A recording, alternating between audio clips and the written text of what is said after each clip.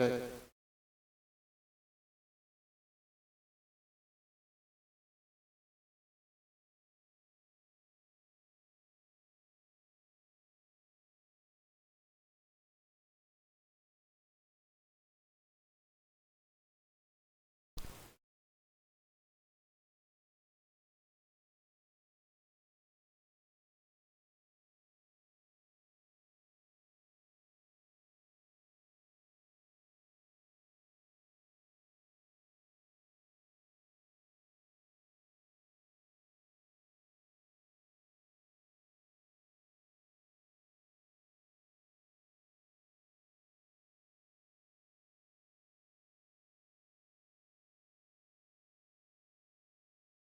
Well, it's a good night for a big football game in the 5A Central. Hello, everybody. Jay Jones, Brooks Beasley, Rick DeVede with us, too. He'll be down on the field.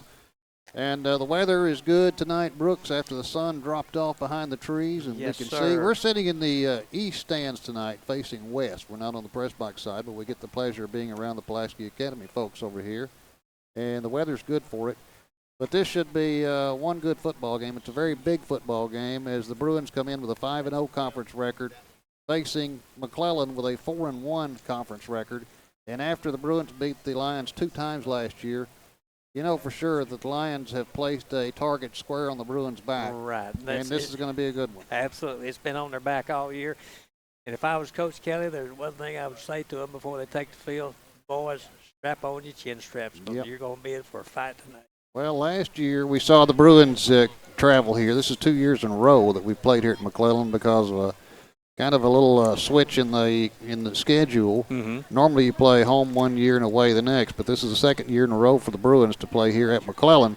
Last year, first half, easy sailing. Everything looked good. Yeah, looked real good. Bruins had a big lead at halftime, forced the mercy rule, and then had to hang on at the end as things kind of went awry. The Bruins won it 41-30 here at McClellan, and then, of course, at War Memorial Stadium for the 5A state championship games, McClellan fought their way back through the bracket and ended up playing the Bruins at War Memorial Stadium, and the Bruins won that one 50-30 in the 5A championship game. So, you know that McClellan's been talking about this one. This is senior night here at McClellan. Right, yep. And the Lions are going to come after them. I guarantee you they are. Like I say, playing at home tonight, and, lots of teams, we got to protect our home court or home surface and our home playing field, and that's what they're going to do tonight, and they're going to give it the best shot that they possibly can to beat the Bruins. Well, Miss Vicki not with me tonight. She's back home. Both of us have colds, so if you catch me sniffing tonight, just slap me upside the head or something, or sniffing or coughing. I'm going to try to hold that to a minimum. Okay. Now, my voice goes out, then, hey, guess what? It's up to you and Rick. Hey, Rick. we'll just keep our fingers crossed and see how this goes. But, hey, I'm looking forward to the football game. I'm glad to be here to see it, and this is a big one. It's even bigger by the fact that if McClellan happens to pull the upset, and it would be an upset, then you've got a 3-way tie in the 5A Central. Because right now you've got Pulaski Academy at 5-0, Sylvan Hills, who defeated McClellan earlier, they're at 4-1. McClellan's at 4-1. So a loss here for the Bruins would throw it into a 3-way tie, and we don't want that. No, not at all. Two's enough and three's a crap, but really you just want one. There you go. Well, we're going to go over the schedule. Here's what McClellan has done so far this year. They started off playing a team out of Texas, Parish Episcopal. They won that one 76-50. Then they lost to North Little Rock 52-20. They beat Hall 52-0. They lost to Sylvan Hills in the big game there. Sylvan Hills won that one at home 41-20. Then they beat Mills 56-14. They beat Fair 58-0. Beat BB 52-7. And last week, they traveled Little Rock Christian and won that one 42-14. So they've been putting up some numbers. They're on a 4-game win streak. I tell you what, since they lost to Sylvan Hills, I think they've really opened their eyes and they've got back in the groove. They're winning real big time. It's a big game for a couple of reasons. Number one being that both teams will only have one game in the regular season after this. The Bruins will be playing at home against Mills. You would figure that the Bruins could get by that one. Right. You would figure. The stranger things have happened. True. And then, of course, McClellan is left with Parkview, and you would figure that the Lions could dispatch of Parkview. So it comes down to this big game here probably to see who gets that number one seed, and everybody wants that number one seed. Right. You've got home field advantage when you got that, and It just makes a lot of difference for you. Well, we're going to talk about the players to watch for McClellan when we get right back. Right after this, you're listening to Bruin Football.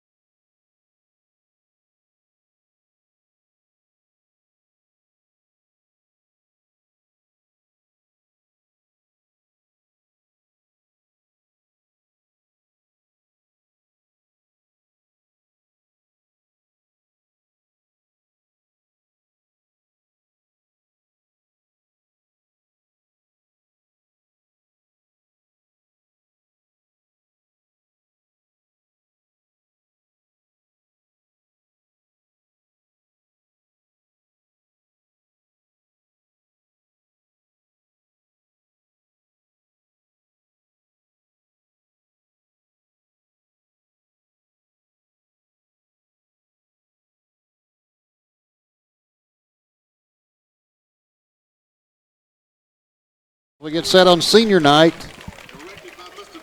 I got to tell you, Brooksy, there's when you talk about the offense and what makes McClellan go, it's no secret that tonight it's going to be all their running back Pierre Strong. Mm-hmm. He was a big playmaker for him last year, and he's continued on doing it this year. He's an outstanding running back. Well, you've got of course, the quarterback Dalvian Childs. We got a load of him last year too, especially in the second half. He can run or pass. Last week he passed only 10 times. He was 6 out of 10 for 108 yards and a touchdown. But he's also a running threat too. He ran for 1 touchdown last week at Little Rock Christian. But the big guy is Pierre Strong. He's the guy everybody watches. He's the wheels on this offense, and you got to stop him or you're not going to stop McClellan. Last week he ran 22 times for 200 yards and 3 touchdowns. Man, what a night! Yep, he's a load. There's no doubt about it. Well, I'm sure Coach Woods has sat back and watched a lot of film and studied him, and has probably come up with some schemes to possibly stop him or slow him down at least tonight. And this is a senior-led team for McClellan too. You can tell it. They've been around. Of course, last year they had success, and these kids started feeding off that, Mm-hmm. off Coach Maurice Moody and what he's doing here. They start winning. Everybody wants to play football. Sure, then. You go through years where you have bad years and nobody wants to play. That's true. Who wants to play for a loser? But yeah, their numbers are up. So that's going to be one of the keys for this PA defense. They've met the test so far this season, but tonight they've got a big test in trying to at least corral Pierre Strong. Now, he's going to get his runs. Yeah, that's true. There are going to be times when he's going to break free. We saw that last year a couple of times in the regular season game and the state championship game. But you got to limit what he does. Right. You can't let that one guy kill you. No, you got to just, like I mentioned a while ago, you're just going to have to slow him down a little bit and keep him under, at least 100 yards if you can. But I don't know if nice. you can. That would be nice, yeah. One thing last year, Jay, that we saw, they had the jumbo package. I don't know if they've got this year or not. They came in there and ran about the same play about 4 or 5 times, and then they just kind of quit. But they were really getting some yards. But I guess some of those big linemen they had kind of wore down.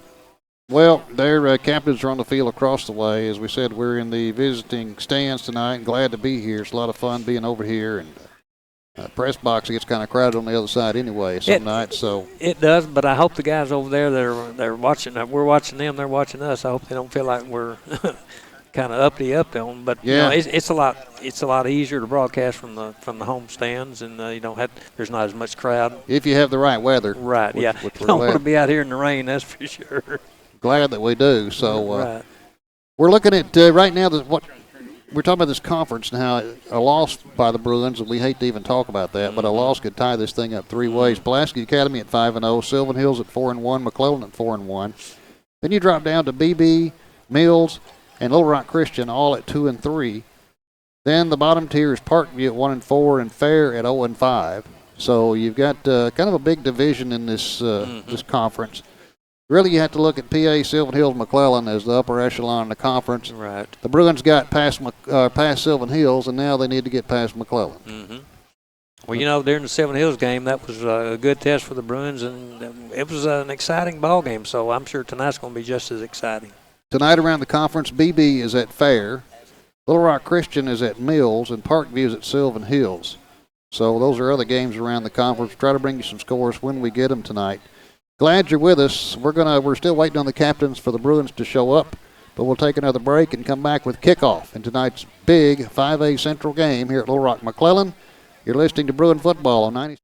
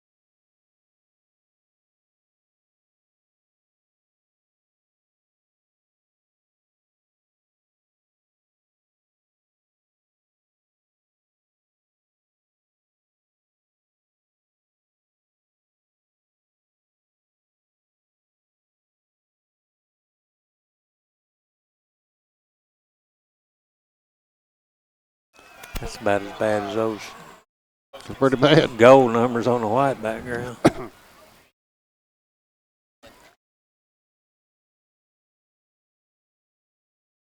What? Hello, hello.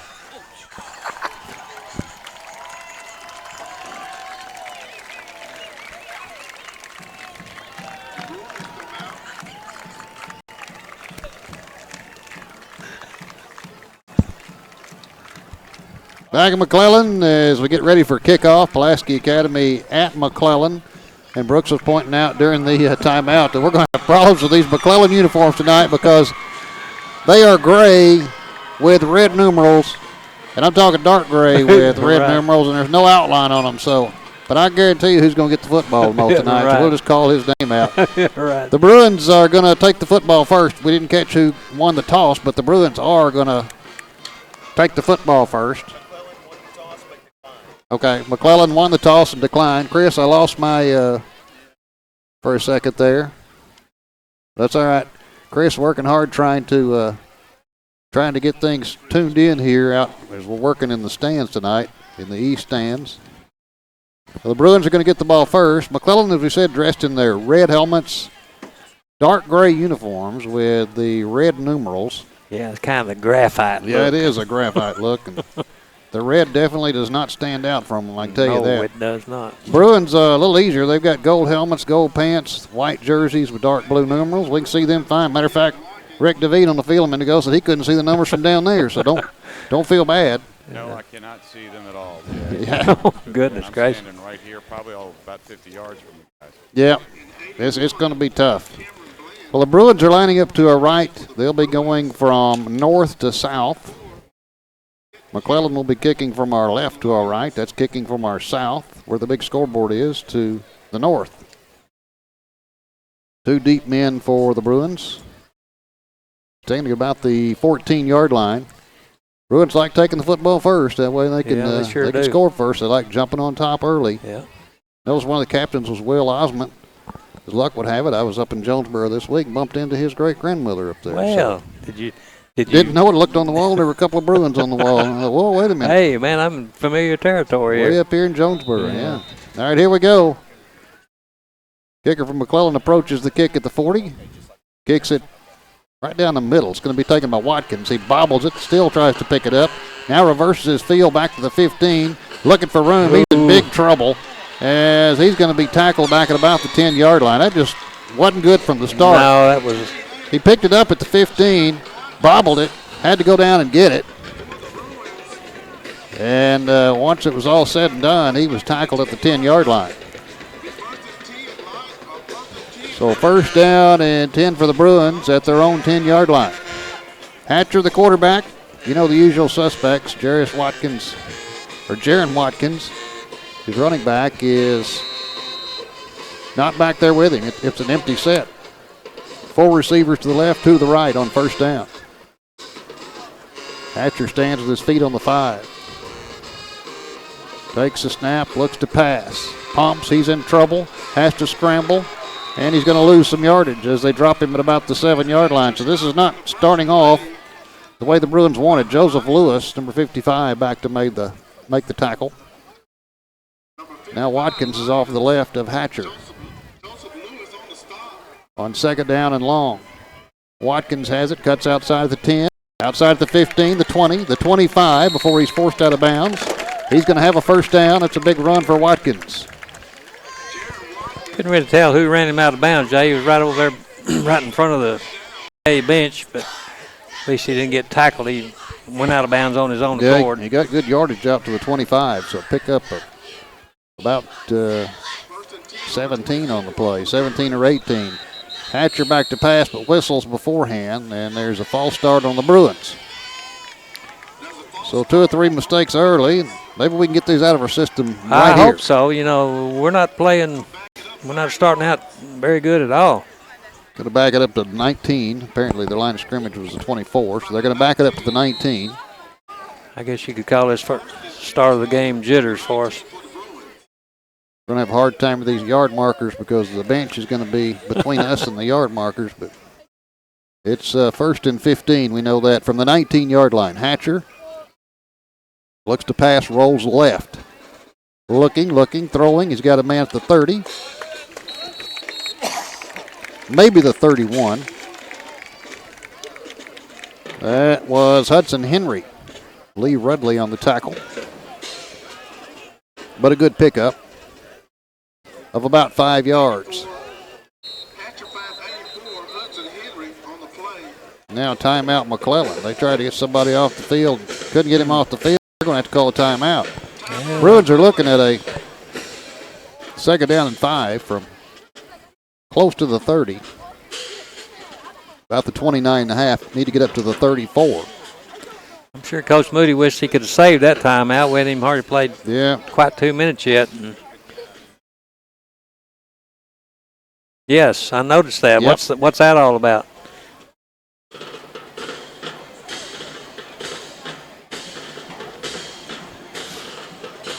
Oh, okay. All right.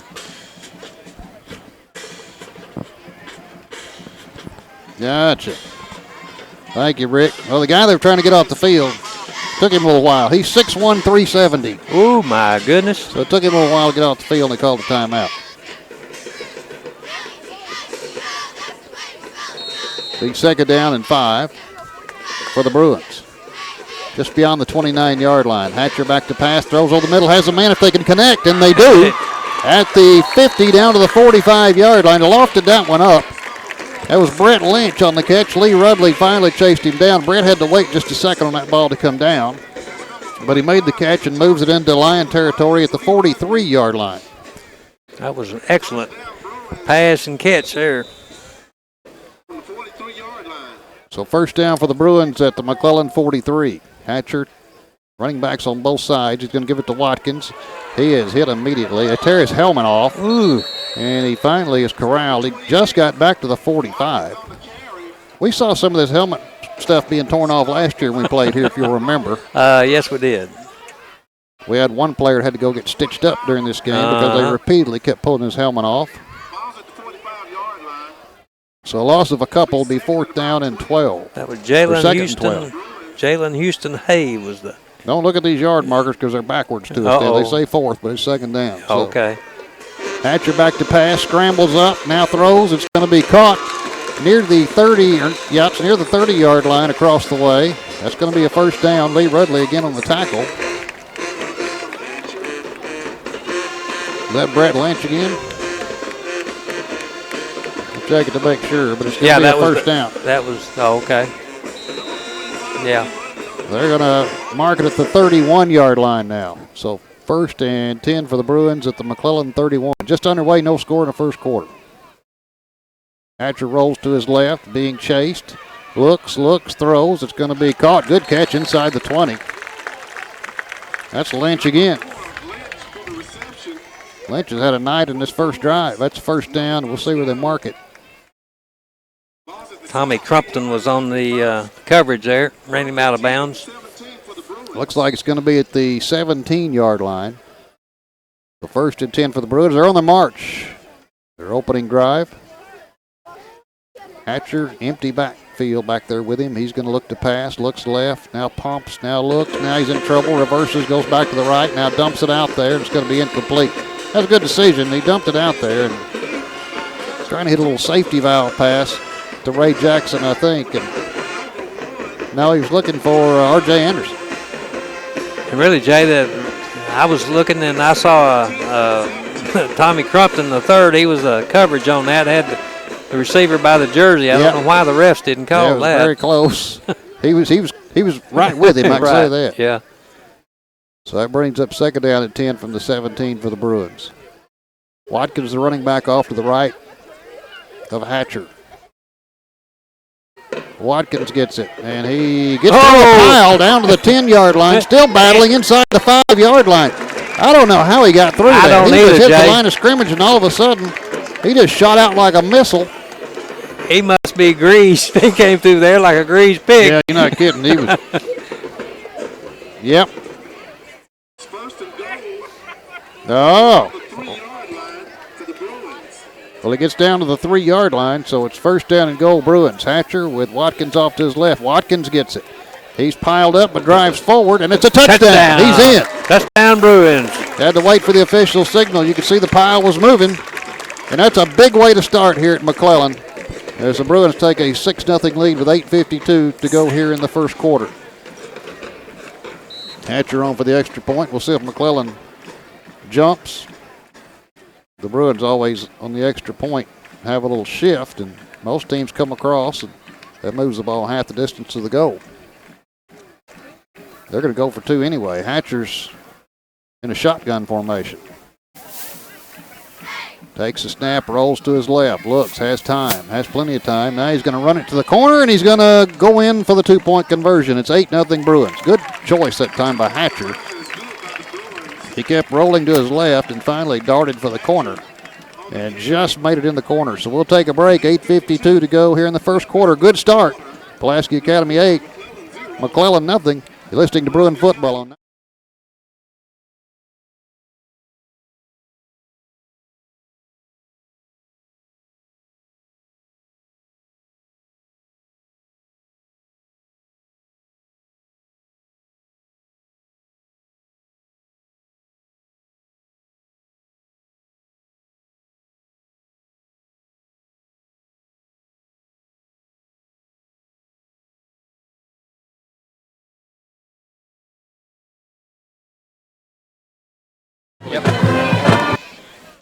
back at McClellan. Bruins take an 8-0 lead. They'll tee it up from the 40-yard line. Hatcher has it laying flat on the ground at the 40, so you know there's going to be an onside kick coming. And we'll see what this defense can do. Hopefully we'll get the ball back, but if we don't, we'll see what this defense can do against Pierre Strong and Albion Childs. You know, it's about time our luck changed on these onside kicks. We need to get one. We haven't been getting the same percentage that No, we we certainly haven't. We're way down from it seemed like last year. But now I think the officials are ready. Waiting for the whistle. Bruins kicking from our right to our left. Here comes the onside kick.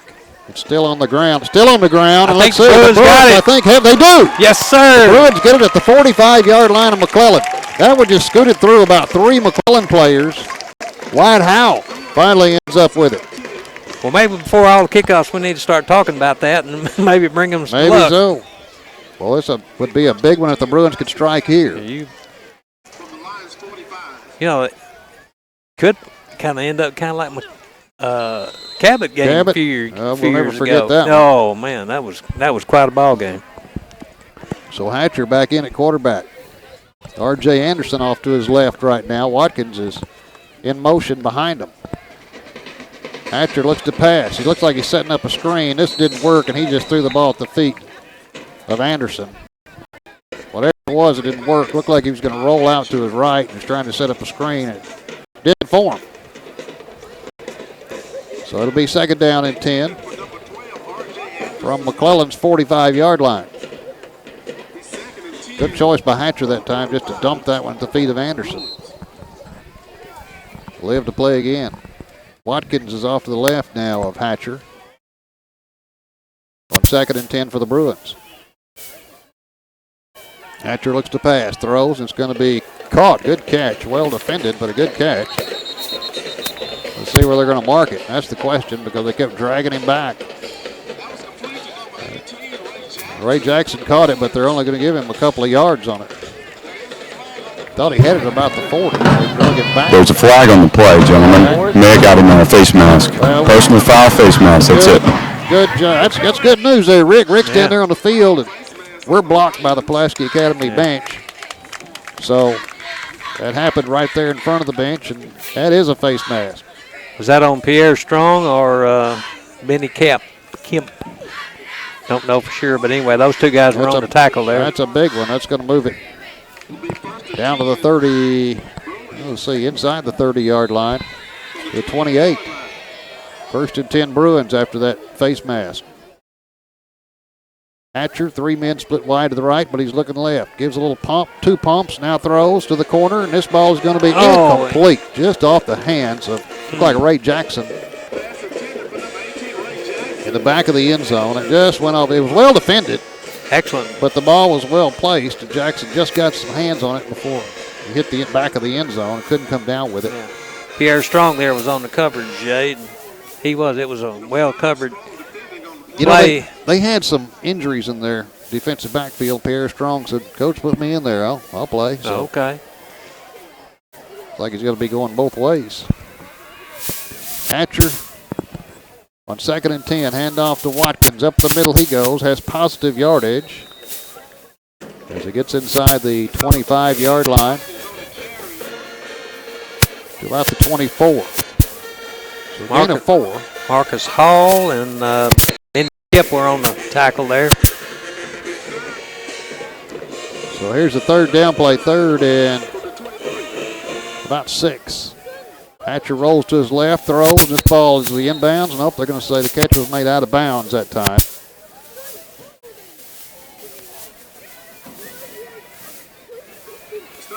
That was a 3rd down, about 5.5. So now, here we go with a 4th down play. 4th down and 5 from the 24.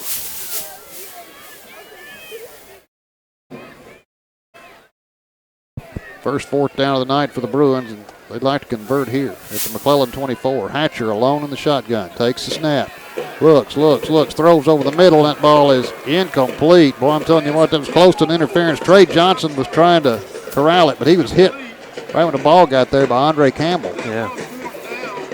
And so now the Bruins defense will come out. Well, I wish we could have scored there. I'm telling you, Yeah, 8-0. That was a golden opportunity. It sure was. That would have really put McClellan in a bind. But as it is, 8-0 lead for the Bruins with 7:19 to go in the first. And McClellan will take over at their own 24-yard line.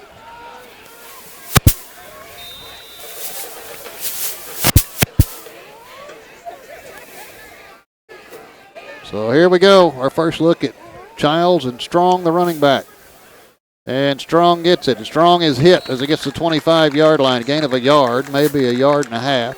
And he was brought down by my favorite linebacker, Brooks Walton.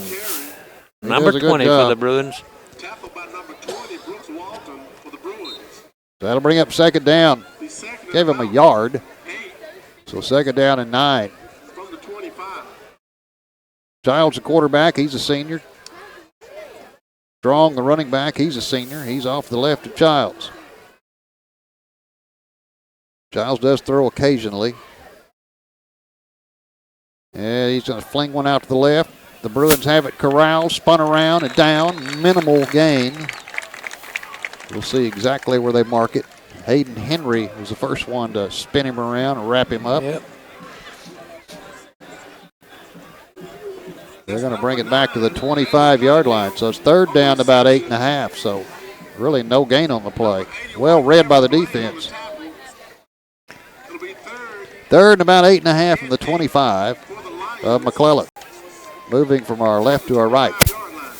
2 running backs back there now. Now one goes out wide to the right. So got to watch for Strong here. They're going to run an option right. They've got Childs pinned up and thrown down back near the 20-yard line. He tried to run that little option right. He had no chance. Zach David, the first one there. He brought some buddies with him. That was well played. It sure was. That play didn't get started till it was over with. Yep. 4th down and 8 now for McClellan. And we'll see if they try to go or if they try to quick kick it.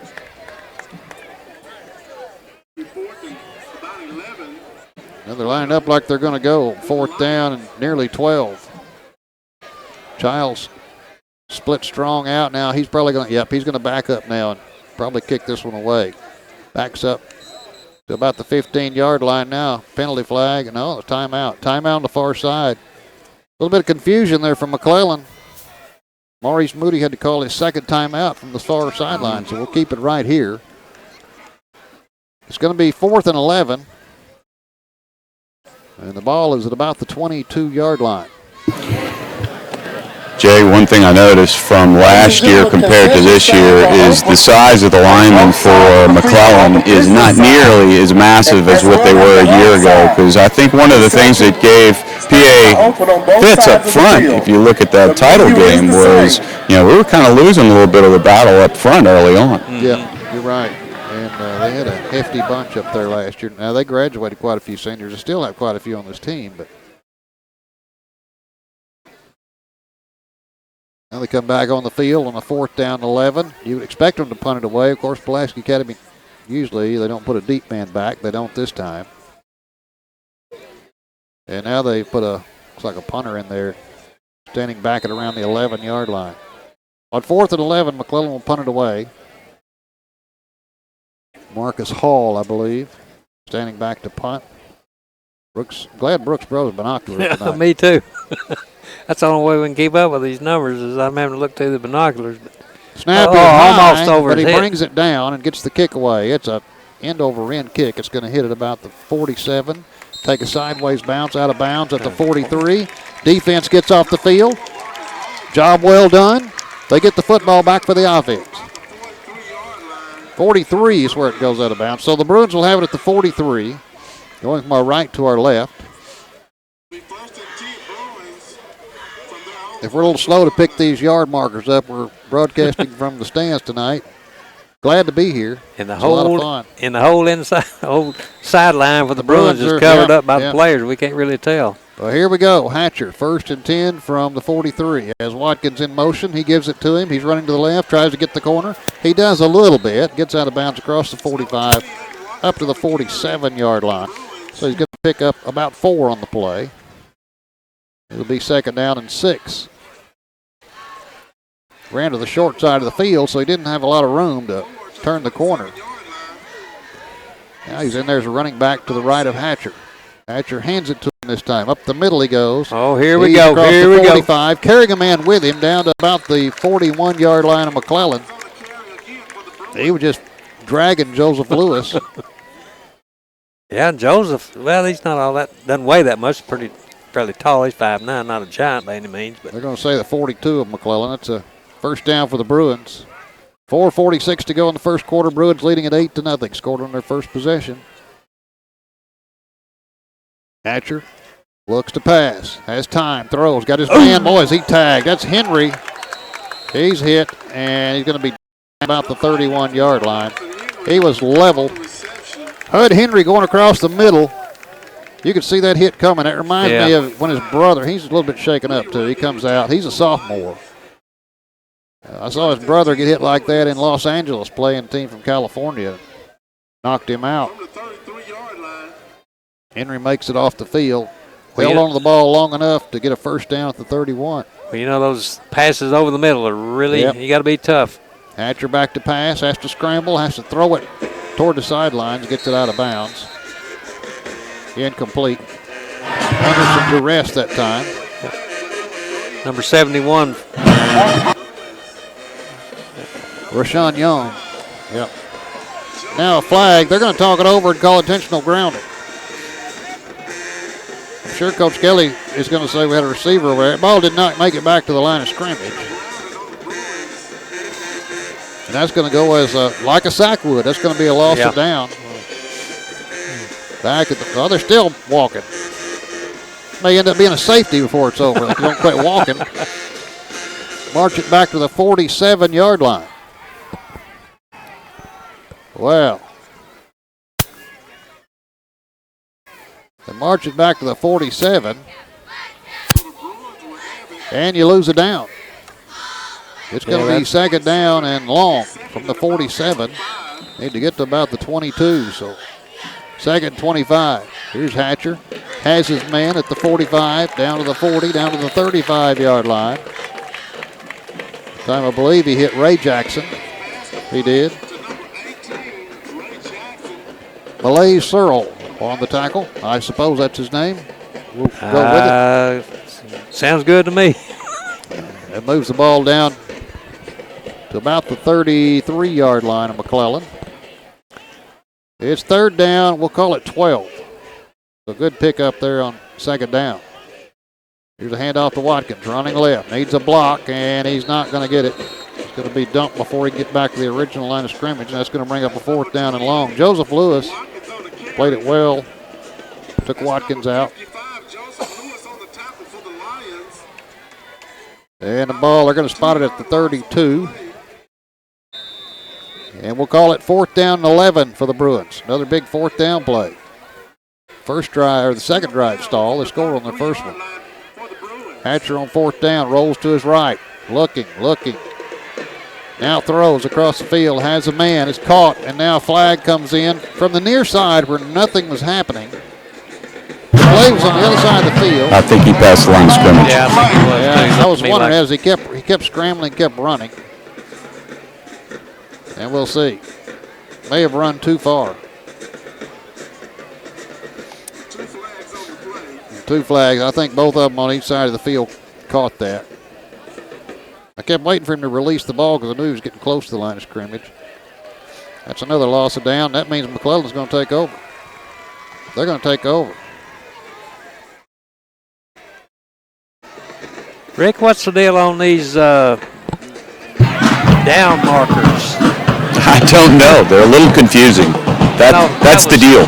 That was 4th down. And, well, I'm sure they look right on the other side. Yeah, they probably do, but up here they don't. Yeah. 2nd down. They don't have one on the other side either, but you got to keep track of it. McClellan's going to take over, and they're going to benefit from the penalty up to the 38-yard line. So that's twice the Bruins are turned away. They have an 8-0 lead with 3:17 to go in the first, but you know, you can't quit giving up these possessions like this. You're going to have to score because Pierre Strong is one broken tackle away from going the distance. You know, Jay, right now I could be a rich man if I just invented these down markers. Or yeah, sure. Back years and years ago, I used to do some chain gang running, and I wish I'd come up with that idea. Well, McClellan takes over at their own 38. 3:17 to go in the first. They're only down 8-0. Childs takes the snap, hands off to Strong, running to the left. There he goes. 45-50, 45-40, 35-yard line. Like we were talking about. They're playing hide the football there. They're running low, getting behind those big guys. That's all they're doing. I got you. And now it gives them some life over on the far sideline. First down, McClellan at the 35-yard line of Pulaski Academy. You know, I saw in the paper an article kind of like it was a single wing play. Was that possibly something similar to that, Rick? Or? Oh, yeah, that's all it is. Watch how low he gets, and he stays low, and he takes the ball, and they're just hiding the football against they got a big line. Yeah, they're going to keep. They're in an unbalanced. They got 4 guys. They're completely unbalanced right now. Here we go again. Same play. Childs has a hold down to the 30. He picks up 5.5. They're going to say the 29. They're going to give him 6 yards on the play. That's why it was important for the Bruins to score on those last couple of possessions. Absolutely. Titus on the tackle, but that's a 6-yard gain. It'll be 2nd down and 4. Defense did a great job the first time McClellan had the football. Yeah. I think McClellan's changed strategy just a little bit, and we don't need to get tied up in that kind. Well, they've got 4 guys back there in the backfield, counting the quarterback. Yeah. This time they're going to run to the right, inside the 30, down to the 28-yard line.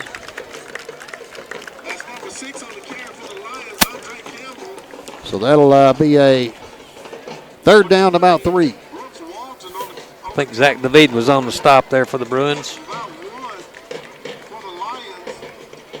3rd and 3. And a big 3rd and 3. The ball's at the 33-yard line. Need to get to the 30 for a first down. See if we can come up with a couple of stops here.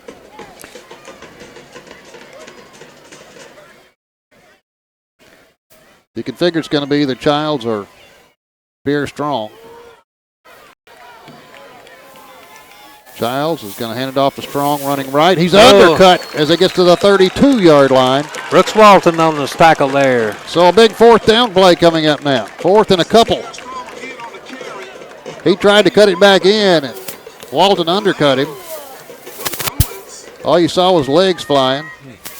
And that's going to be 4th and 2 from the 32. Boy, what a great time for a stop right now. You bet. Figured it out, Jay. We just need to add 2 to the down marker down there. There you go. Show it 2 over here, so it's 4th down. Yep. 4th down a couple. I guess that's why I went to college, so I could study math. Crowd chanting defense on the near side. Child's going to keep it himself. He's bottled up. He fell forward, and let's see. He's going to have it. They're going to the guy on the far side said he got across the 25. So he fell forward for the first down. You know, initially I thought he was going to be stopped, but he wasn't. Yeah. 71, Rashawn Young, 6'1", 245, took that snap. Just a big guy, and he made enough had enough momentum to get the first down. I'd like to say hi to Fred McCulley. I'd like to thank him for letting us know he's listening. We appreciate that. Oh, it's Dana's dad. All right. Here's a first down play and nothing doing. The Bruins turn it back. I think that was wrong that got the football.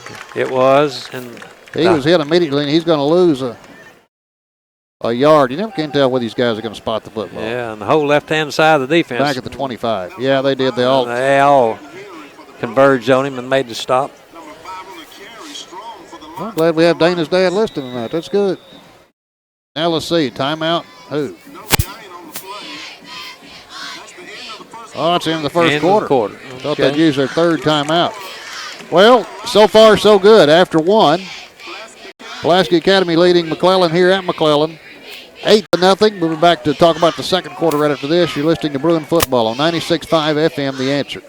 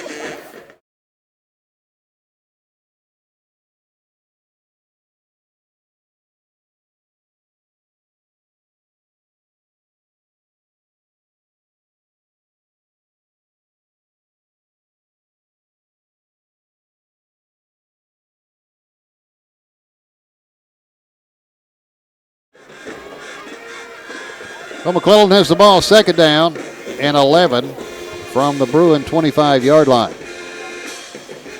As we start the second quarter, Bruins trying to hold them back. Bruins leading at 8-0. Bruins have had a couple more chances here in the first quarter and couldn't get it going or couldn't keep it going.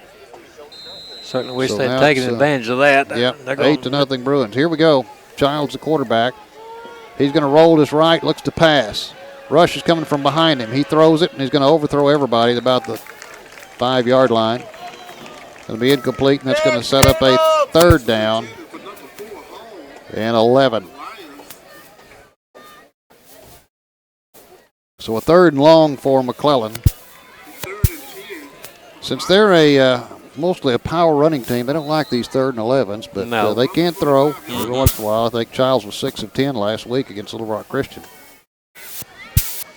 Last pass was intended for Marcus Hall. Yeah, it was way over everybody's head. So a third and long, 3rd and 11 from the 25. Childs rolls to his right, throws back to his left. It's incomplete. Tried to set up a little screen left, and that was incomplete. And that's going to bring up 4th and 11. Looking for Rashawn Young. Normally you don't see a number 71 in your backfield, but of course there's no restrictions, I don't think. Now the officials are talking about something, and it's never good when that happens. Nope.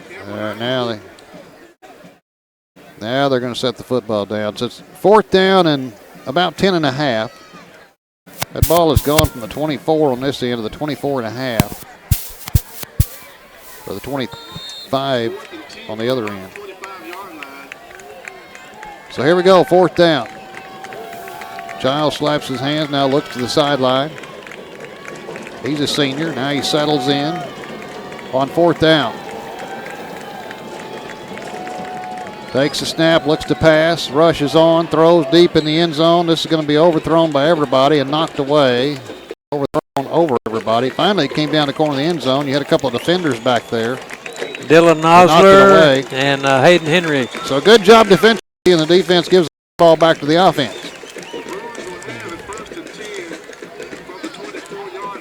Another good defensive stand. Well, you can lead at 8-0. Well, you can definitely tell that McClellan's they're more suited for the running game, not the passing game, and that's their strong suit is running. So the Bruins will take over at the 25. If they get it going, you best look out. Yep. Empty backfield for Hatcher. He's got 3 receivers to the right. He's got 1 to the left. Jaron Watkins is out to the left.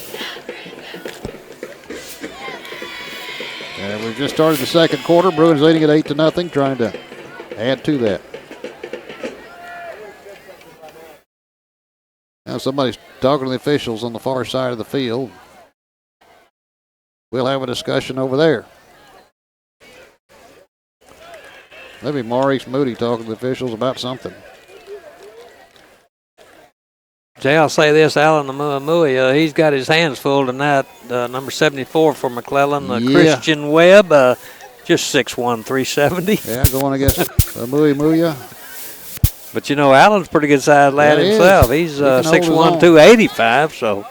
That's a battle in there. That's a battle, I'll tell you.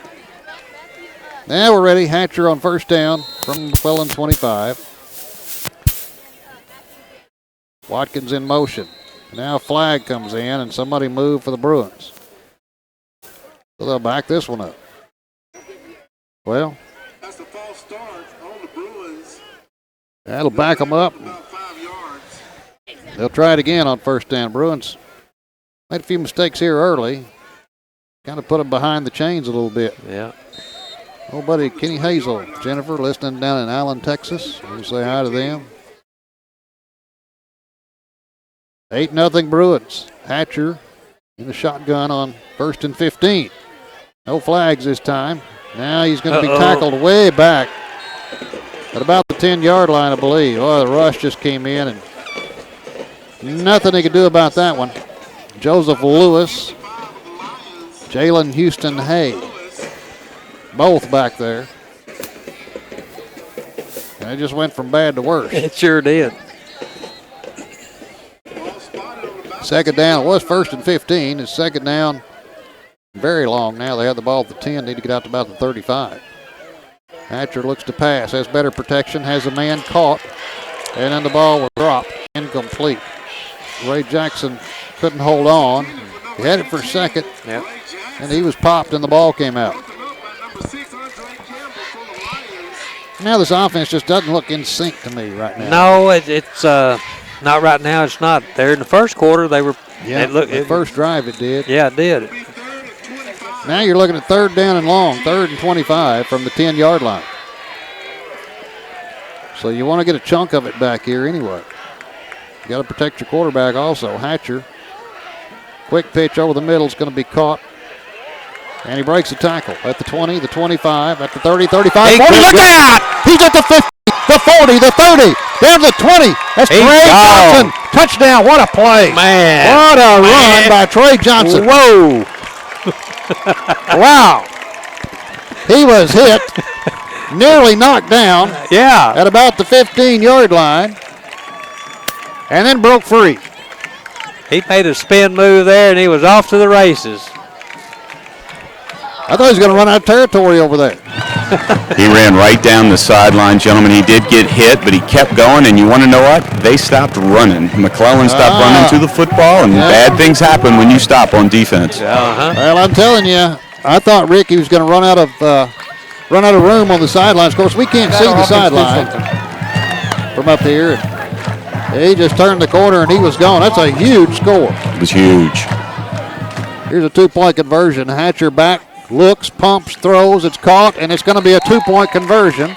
As that time, Brett Lynch caught the ball at about the 1 and dove in to the end zone. That's a big score. That's a big score. We'll take a break. 10:38 to go in the second quarter. Our score now, Pulaski Academy 16, McClellan nothing. You're listening to Bruin Football on 96.5 FM, The Answer. You ever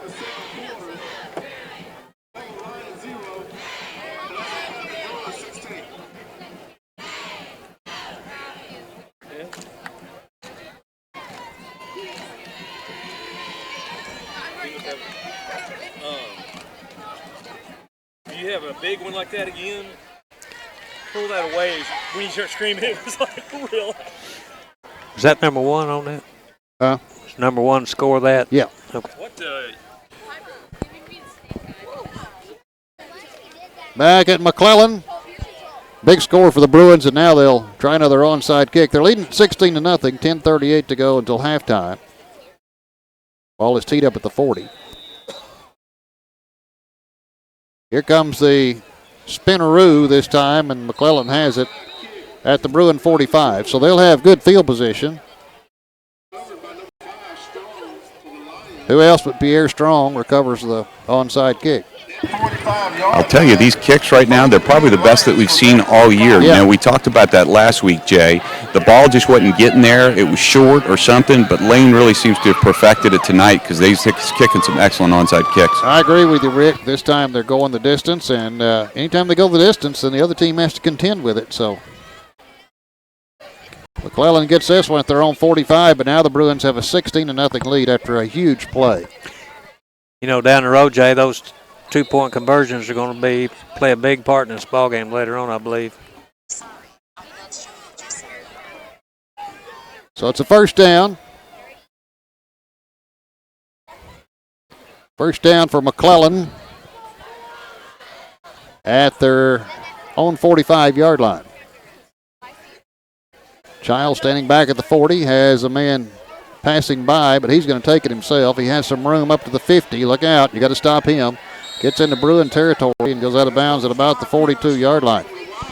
Now, that was a wildcat position for Strong. Strong took that one himself from Yeah, that was number 5. That was a deep snap to him. They're throwing the kitchen sink out there. They're trying to find a formation to do something with Strong, and once PA figures it out, then they'll move it again. They'll move to something else, right? Well, they move it down to the 41-yard line of Pulaski Academy. We beg your pardon, but these numbers are very hard to spot. And maybe Strong back there again. It is. It is him. Okay. Has a man in motion, but he's going to keep it himself. And this time the Bruins have him wrapped up and hit back at about the 48-yard line. Wesley Wise on the tackle there. He had him hemmed up and took him to the ground. Well, the Bruins diagnosed that one. Yeah, well, the saying is do what you do well and continually try and do it. And if McClellan continues to try and just throw the kitchen sink at PA to find what sticks, they're going to be in for a long night. Yep. That backs them up to the 47, they're going to say. So it's second down and about 16. Who's in there, Brooksy? That's Pierre.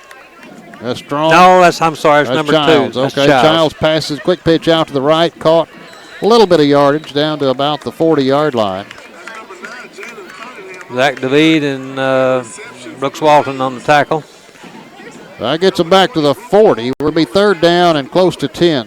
It gets back to the original line of scrimmage. They're going to say 41, so it's going to be third down and 11. Third and 11 from the 41. Need to get down to the 30 for a first down. Bruins leading at 16 to nothing with 8:45 to go here in the first half. And we'll see what they come up with third and long. Childs, quarterback, takes the snap. Flags come in. Let's see. Somebody move. False start against the Lions, so that'll back them up 5 yards. Make it a little tougher. It was third and 11. That'll be third and 16. That'll back them up 5 yards. Be third and 15. So third and 16 at the 46. Right there, they had Pierre Strong out left on Blake Titus. He goes everywhere. I think he's coming back that way. Yeah, again. he is. He's on the sideline again. And they're swapping it off where Hayden Henry's taking him. Yep. Zach DeVite's going to safety. Here's Childs back to pass. Rush is on. He's in trouble. He's going to go down and throw the football away. Now, where's the intentional grounding there? Let's see. Are they going to call him down? They're going to say incomplete. Now, if I'm Coach Kelly, I'm saying, hey. That's fourth down and an incomplete pass. Yeah, there was 3. The crowd's trying to yell, too. There's no receiver. 3 Now, they got PA for that a few minutes ago. Yeah, 3 Bruins there were on the tackle there, Jay, and one of them was Will Osment, number 47, Cameron Fonseca, and Isaiah Woods, number 30 for the Bruins. Well, they're going to punt it away, but see, now this would have given the ball. That would have been a loss of down. Number 4, Marcus Hall, set to kick. All right, here we go. Snap is low. He gets the kick away. A wobbler. It's going to hit at the 20, the 15, the 10, the 5, and does ease its way into the end zone for a touchback. So a good job of the defense again. They get the ball back for the offense. Offense has scored 16 in this one. They lead 16-0. We'll see what they can do with it this time. 8:01 to go until halftime. You know, I thought the Bruins defense did a real good job on that particular series. Very good.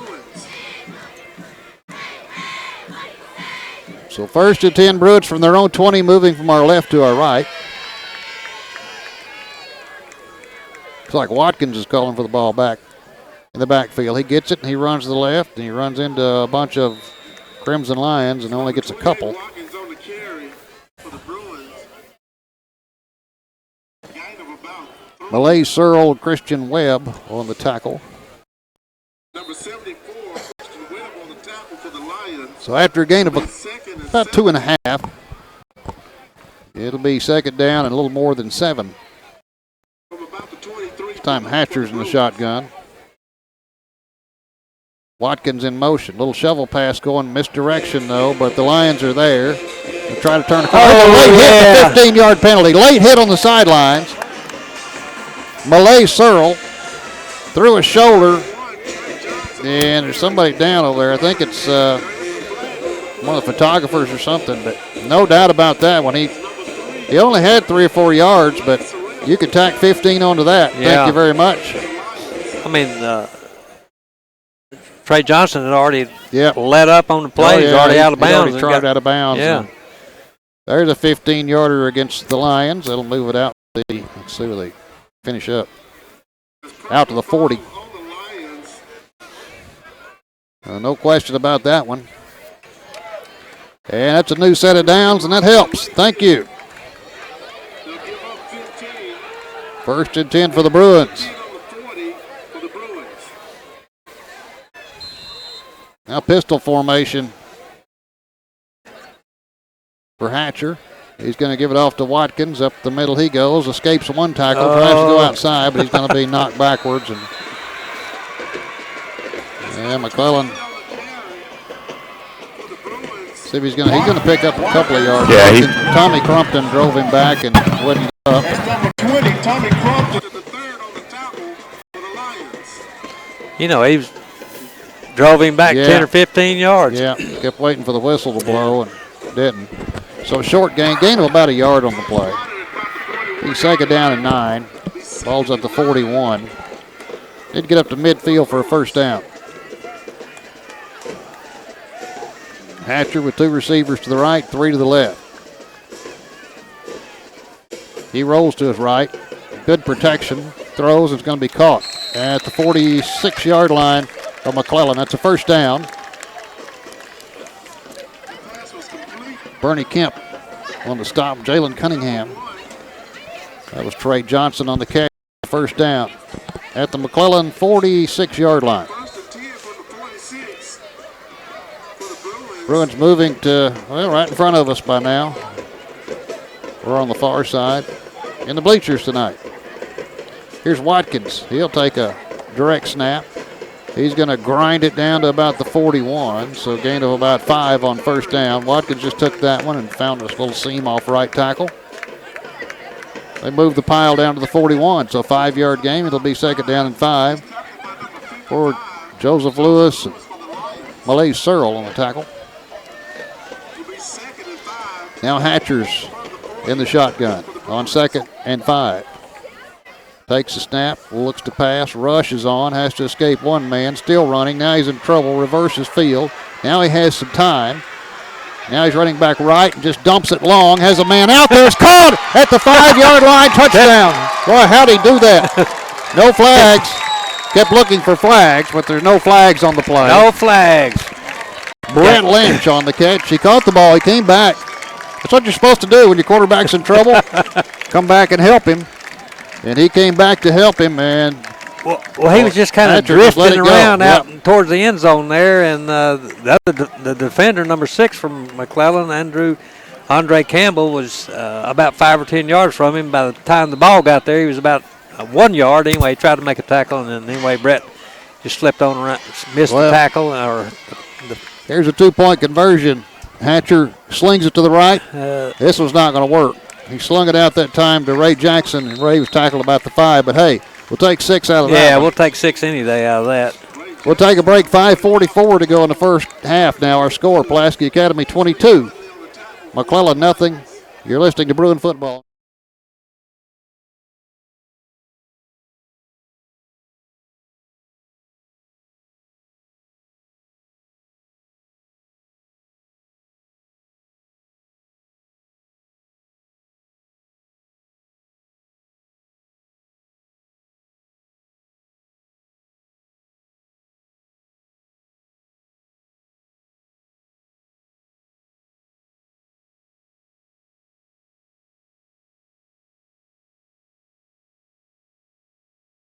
Really?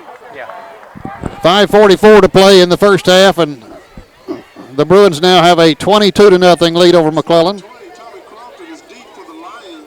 22-0 lead over McClellan as we get ready to kick it away. The Bruins kicking from our left to our right. We got the whole crew with us tonight. It took the whole crew to set these tables and all the equipment up, so it's turned into a pleasant night for football. Here comes the onside kick. This one takes a big hop, but McClellan has it, and look out. He just picked up that big hop and kept running with it down to about the 35-yard line of Pulaski Academy. So good field position for the Crimson Lions of John L. McClellan High School. Jalen Houston Hay picked it up. He's 6'2", 250. I was waiting for someone to do that. These guys are a good football team, and they've got some athleticism, and you know that if you give them the wrong kind of kick, that's what you're going to get. That's right, Rick. And you said it, they're athletic. So first down for McClellan. We'll wait for them to come back on the field at the PA 35. See if this defense can do it again. Bruins leading at 22-0. A couple of huge scoring plays there back-to-back for the Bruins. We'll take them any way we can get No, you're not kidding. And it's 22-0. How about a defensive score here? Why not? That That'd be sounds good. good. Here we go. Under center is Childs. He's going to hand it off to Strong, and he's going to try to move the pile, but the Bruins say no dice. They pile it up. So now McClellan has run the spread, Yep. the run and shoot, they've run the wishbone, and now they're in the power eye. Yep. Yeah, that's true. They've tried it pretty much all here in the first half. On that last play, Isaiah Woods, let's see, Will Hart and Brooks Walton were on the tackle there for the Bruins.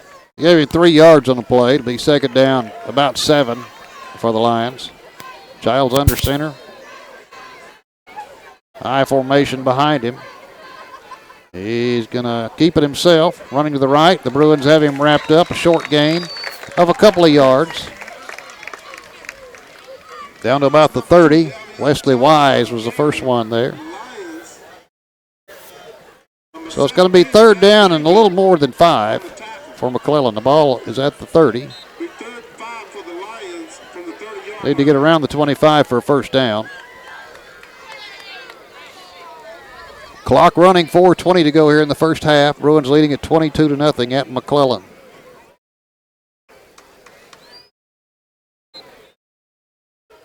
Another I formation again. Quarterback under center. That's Childs. Bumps into his running back. Now tries to throw. Defenders there. This one's up for grabs. It's going to be knocked away. Good play. Good play that time. Dylan Nosler looking for Jalen Cunningham, but Nosler knocked it away.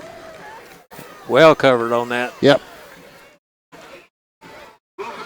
So now that brings up 4th down for McClellan. We'll see if this defense can do it again. 4th and a little more than 5. Ball's at the 30, need to get to about the 25 for a first down. And completion stops the clock with 3:57 to go in the first half.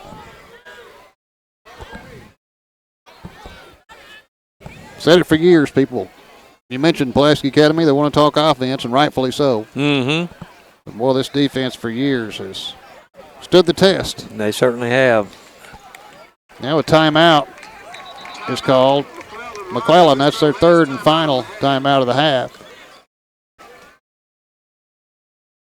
So we'll keep it right here. The Bruins leading at 22-0. They scored on their first possession. Then they sputtered a bit. But then a couple of big plays have them up 22-0. Trey Johnson, Brett Lynch on the receiving end. Trey Johnson just flat took that ball, turned the corner, and hit the Jets. he was gone. He let the AB afterburner and took off. 75-yard touchdown pass and run, and then Brett Lynch had to come back and help his quarterback out as Lane Hatcher was scrambling. He just saw Lynch down there and heaved it. Brett Lynch came back and caught it at about the 5, turned around, ran it into the end zone. So I think the defensive guy on that play for McClellan just kind of got caught napping there a little bit. Yeah, I think so. Went from an 8-0 game to a 22-0 game. And now here we go, McClellan on 4th down. 4th and a little more than 5 from the 30-yard line. The PA 30. They're going to go. Who's that at quarterback? Is that Strong? That is number 2. All right, that's Childs. Childs back to pass. Looks, throws. It's going to be caught for a first down and a little more. Still battling down inside the 20, down to about the 15-yard line before the whistles finally blow. Marcus Hall on the catch. He's a senior, 6'3". It took several of them to get him down. He didn't want to go down 6'3", 205. Yeah.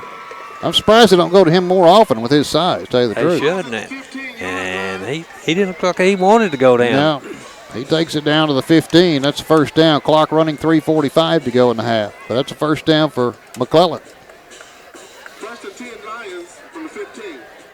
Childs has Strong in there beside him, and I would imagine you're going to get a dose of Pierre Strong here. On first down from the 15. Childs this time tried to keep it himself, and he was chewed up. He barely got back to the line of scrimmage. Yeah, Rick, you down there? Oh, it's not Rick. Okay. Yeah, I'm down here. What do you think, Rick? What do you think, Rick? They're going to. You thought they'd get a heavy dose of Childs right now, or Pierre Strong right now. They were trying to get it to him on the speed option right there, but PA has that all covered up. I mean, they're doing an excellent job on anything outside. Where they've had some success is kind of off tackling up the middle. You know, they hit a little quick 3-step drop 90 game on that last one, but, you know, I don't know if they could do that consistently. Well, it's going to be 2nd down and 9.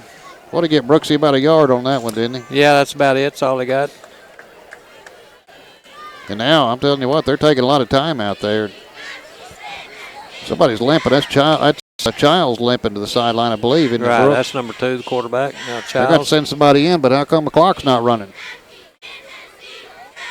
I guess they stopped it to get him off the field. Now they'll start it. Huh. Took a long time there. Looks like they're putting Strong in at quarterback. Yeah, I wouldn't doubt that at all. Right. Cannot read these numbers from here. I'm glad Brooks has his binoculars. Yeah, it's Strong. They brought in number 8, who's one of the linebackers, and he's just basically a blocking back now. Yeah. So Strong back there. He's going to run to the right. Looks, he's in trouble. The Bruins have him. Whoa. He gets away, though. They're still trying to get him. He's broken about 4 tackles. Now he's in trouble running the other way. And let's see if he gets the corner. He does momentarily, but they're going to say he went out of bounds on the far side. That guy is elusive. Well, they couldn't get Jay. him. He kept it down to about the 10-yard line. And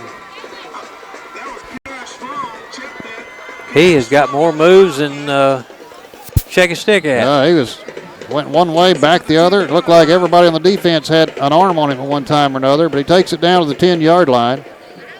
Where it's going to be 3rd down and about 4.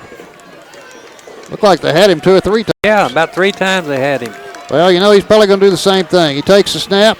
He looks to pass, throws it in the end zone. This ball is going to be And touchdown. caught somehow in the back of the end zone. I don't know how.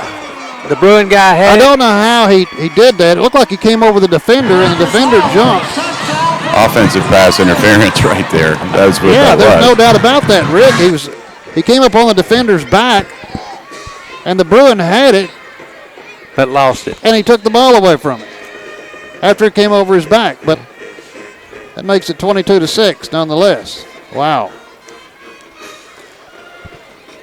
Well, sometimes you see some strange things. Puts the Lions on the scoreboard. And looks like they're going to go for 2. The Lions will go for 2. Don't know if Childs got back in there or not, but here's a handoff up the middle. And no, it's going to be stacked up if they'll blow the whistle. They finally do blow the whistle. And the 2-point conversion is no good. So we'll take a quick break. 1:31 to play in the first half. Our score now, Pulaski Academy 22, McClellan 6. You're listening to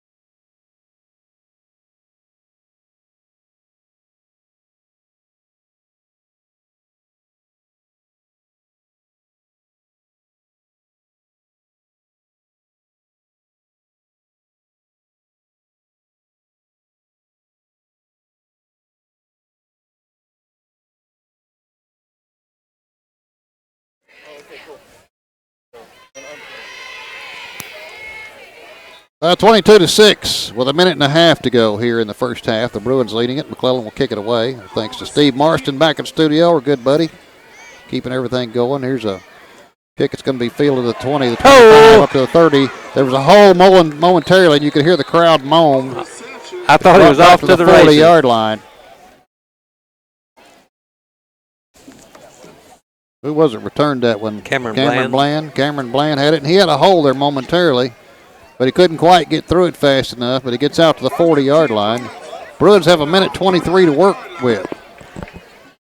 Yeah, it was momentarily. He was heading for it, and all of a sudden it just collapsed on him, and I thought he was off to the races myself. You could hear the crowd, too, yeah, moaning when they saw that hole open up.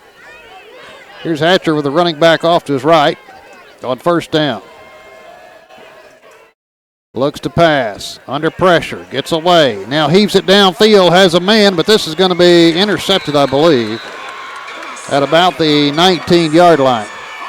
Yeah, he heaved it looking for Ray Jackson, but he had a couple of defenders back there. Andre Campbell came down with it at the 19 with 1:16 to play. Now what you don't want to do is you don't want to give up a score before halftime, because then they feel like they're right back in it. 22-6 is one thing, but 22-12 or 22-14 is that's a lot different. He just chunked that ball, and for a moment, he had Jackson down there. But I looked at some stats that we have accumulation all during the season, and so far, Lane's got about 11 interceptions, and that adds one more to it. So he's got 12, so he's averaging about close to. Not quite 2 a ball game, about 1.5 a game. Well, anytime you throw it 40 yards downfield, it's going to take a little while for the ball to get there. Right. The defenders were close enough to converge on that. I'm sure Coach Kelly will talk to him about that a little bit and get that corrected. Well, here's Childs in at quarterback on 1st and 10. They have the ball at their own 18-yard line. Boy, everybody left too early that time, I think. Flags everywhere. That's going to be a false start on McClellan. Back them up 5 yards from the 19 back to the 14. And it'll be 1st and 15 from the 14. Wasn't much doubt about that one. Nope, it sure would. I think everybody moved but the center. Well, the Bruins just need to buckle down here. And, How about a turnover? yeah, turnover right here would be ideal, Jay. That would. Defensive score from here before halftime. I'll go for that. How about a scoop and score? There you go. Doesn't matter to me how it happens. It bounces off 3 helmets and then somebody's on. Here's a high snap and a late handoff, and there almost was a fumble. The Bruins have him bottled up back at the 13. Loss of a yard that time. That didn't look good in the start. Kind of a high snap. Handed it off to Strong, and Strong couldn't make it back to the line of scrimmage. So now it's going to be 2nd down and long. Wesley Wise and Peyton Titus on the tackle there for the Bruins. Now the Bruins want to call timeout. They want to save some of this time with 52 seconds to play here in the first half. So a 2nd down for McClellan. From their 13, they need to get to the 29. So it's going to be 2nd down and 16. Bruins had saved their timeouts. They still have 2 left after this. Yeah, they could. They can make them punt or do something with it. Yeah, make them punt at least, possibly here. Hold them 2 more downs, make them punt. 22-6, Bruins lead it here at McClellan. 2nd year in a row we've played here on their turf. Now that doesn't mean we get to play twice at our place, right? I don't think they would. I don't think they'd do us that favor. I don't think so. Yeah, that was just because Parkview came into the conference and they had to shuffle it around. So we are over here for 2 years in a row. I'll tell you what. I hope they don't wear these same uniforms next time we play them. No, I don't. Maybe I'm sure they won't. They'll have on their white jerseys when they visit next year. I've seen some tough ones to read, but this has to be one of the toughest. Yeah, it certainly is. Here's Childs in the backfield now on 4th and long. Steps up. He's going to try to run to the right. Avoids one man. He's loose to the 20, 25, 30, 35. Goes out of bounds. It may have been Strong that took that direct snap. I can't tell what number. That was Benny Kemp. That was Benny Kemp, number 8, 6'1", 215. He got a 1st down. He must be their 2nd string quarterback because he's the one that threw that touchdown pass for McClellan a while ago. Yeah, they're going to say 1st down out to the 33. So now we can hope the clock does run with 43 seconds to go in the half. They've moved it out to the 33. Who's the quarterback this time, Brooksy? Can you tell? Is that still Kemp? Or is that Kemp. All right. Kemp in there for Childs. He rolls to the right, looks, does a little jitterbug move, but the Bruins knock him backwards for a loss back at about the 30-yard line. And that'll run some clock. 32 seconds, 31, 30. And Coach Kelly now at this point is well satisfied with letting the clock run out. Cameron Fonseca and Isaiah Woods on the stop there for the Bruins. 2nd and 13. Back at the 30-yard line, just beyond the 30. Did get out to the 43 for a 1st down. Going to take time for this play to develop. Yep. Here's Kemp back to pass, looking downfield, throws it long.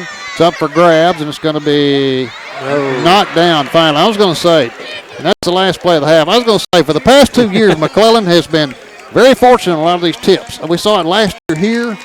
We saw it in the state championship game, but that time it fell harmlessly. Yeah. And the PA crowd on their feet as the Bruins hit the dressing room at halftime. Well, you can say so far so good. So far so good, right. At halftime, our score, Pulaski Academy 22, Little Rock McClellan 6. Rick DeVito will be with Brooks in a moment.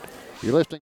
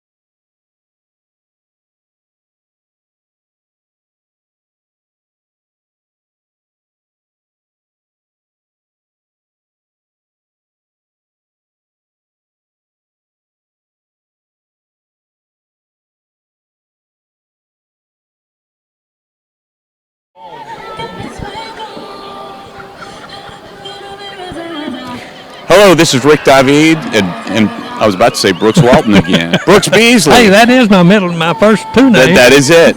We are correct in saying Walton, but it's just his middle name. Right. We're here at McClellan High School.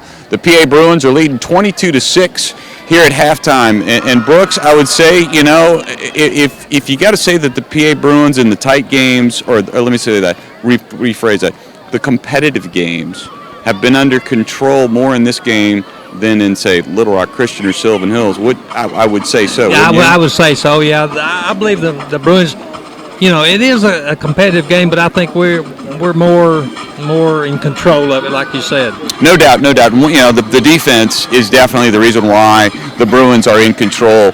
On the offensive side of the ball, they've been able to pop. They had some good things happen. That first series, they were really in sync, and then it seems like once again, they kind of get a little out of sync with some things, but still able to get 22 points on the board. But the defense, on the other hand, they've really played a heck of a game.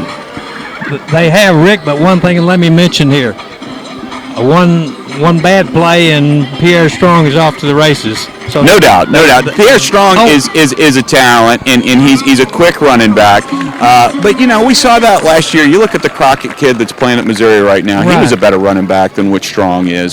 Strong he's elusive. He runs low to the ground. He's wiry is probably the best way to put it. Right. And he is a good running back, and they have a lot of great athletes from McClellan. I think one of the reasons why McClellan hadn't been able to do too much is they're running about 15 or 16 different formations out there, but they're not doing any of them very well. Right. They just kind of got a hodgepodge of offense, and like I say, they're not doing anything real well at all. Yeah, they came out in their basic spread offense, which they run on a regular basis. I was able to watch some film before this game this evening. And then, you go ahead and they'll say, well, we're not getting anywhere with that. So they decide to come out and play a little hide the football and run kind of, the single wing out of an unbalanced two tight end set. And then they come out and they're in the I backfield, and then they're spreading everybody out, and they've only got they're an empty set. So they really can't get an identity going tonight, and that's one of the reasons why they can't get in sync on offense. Right. Yeah, that's true. Maybe they're going to try to kind of throw everything like the kitchen sink at the Bruins, and maybe they'll find something that will work for them and get back in the ball game here. But hopefully our defense will not let them do that. Yeah, I know. The defense has played excellent football. They had a couple of kind of unfortunate bouncy plays that really kind of allowed for the Lions to score this evening. But you go ahead and you look at the way the defense has played so far. They understand where the ball's going. It's going to Pierre Strong, and they're keying on it. I think what McClellan can do, though, they can let other people make plays, and that's how they were actually able to make some scores on the last series, or the second to last series before half. The quarterback, number 8 for McClellan came in and took over for the injured Chambers, I believe was his name. And anyway, he threw the touchdown pass into the end zone that it would have been defensive pass interference, but the offensive guy caught the ball, so that penalty was negated. But a lot taller receiver than our defensive back, but anyway, made the catch and at least got McClellan in the ball game with one score for the half. Yes, they got that one score. The defense has played great. On offensive side of the ball, ill-advised pass right there by Lane Hatcher. Absolutely. I don't know. If I was Coach Kelly, I think I wouldn't scold him, but just talk to him a little bit, and we don't need plays like that. We don't need just dump it on the sidelines or something. Don't throw it as far as you can throw it, and it got intercepted, and we don't need to make plays like that. Just keep your head in the ball game and play good, consistent football, and that's what we need to be doing. Yes. One thing that they've been able to do, though, they've been able to hem up Jaron Watkins, and one of the reasons why they're doing that, they're spying him on a couple of the plays where where Coach had Jaron Watkins split out wide. They had 2 guys out there with him, which in turn allowed for Trey Johnson to turn it up the field because they didn't have enough people on that side of the field. It was just basically outnumbering, and Coach Kelly sees that. That's an advantage for the Bruins, no doubt about it. On the offensive side of the ball, the offensive line, they don't seem to be really in sync. Heard Coach Kelly talking to them. That some of the guys aren't getting the plays. He was scalding them about that. It's just about getting in sync. Halftime, in the games that have been tight, the Bruins have corrected some things and made some things happen. Right, yep. If you look at Little Rock Christian and you look at Sylvan Hills, the Bruins regrouped, really kind of figured out what was going on and what they need to be able to do in the second half to make something happen. Well, I think we will make a few adjustments and get our offense going a little bit better in the second half, and just kind of play grinded out football. As long as we keep scoring and keep holding McClellan to no touchdowns, we're in good shape. Yeah. Defense wins championships. Right. Offense is flashy. Special teams are needed. And I got to say, the special teams tonight have been a little bit better than they have been in the past. We've had some really, really good kicks by Lane when he puts the ball flat on the ground and he spins it, as opposed to kicking the end-over-end kick, where they can field it, and they got good field position on the one series that they scored on. Right. But when they spin it like that, ball went to Pierre Strong one time, and it popped right off his hands, and he's a great athlete. Yeah. He was really kicking it with some authority there, so hopefully he goes back to that in the second half if they're able to get some more opportunities to score. Well, that particular play, I think Jay dubbed that the spinneroo. Yeah, and I'll tell you, the spinneroo tonight was working, and it had depth to it, so what you were getting, the defense was able to actually start on the other side of the 50, which is nice. That's great. This year, it seems like every time the defense is taking the field, they're in their own territory every time. Yeah. At least they're getting in the opponent's territory this evening with McClellan, for sure. We're going to take a quick break here, and you're listening to 96.5 FM, The Answer.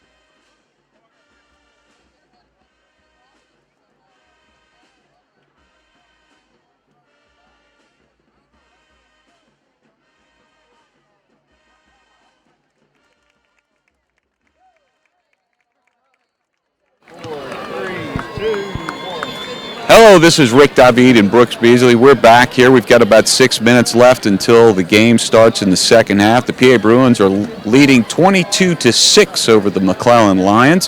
One thing for sure, Brooks, a year ago this game was kind of contentious, as well as, you look at the state title game. There was a little bit of ruckus there after the game and things of that nature in regards to the PA Bruins possibly running up the score. Yeah, and you look at this game today, it doesn't reflect the attitudes of what there was a year ago. In fact, here at halftime, it was pointed out to us, and we were able to watch it. The PA Spirit Squad and the cheerleaders for McClellan, they were all dancing together on the McClellan sideline.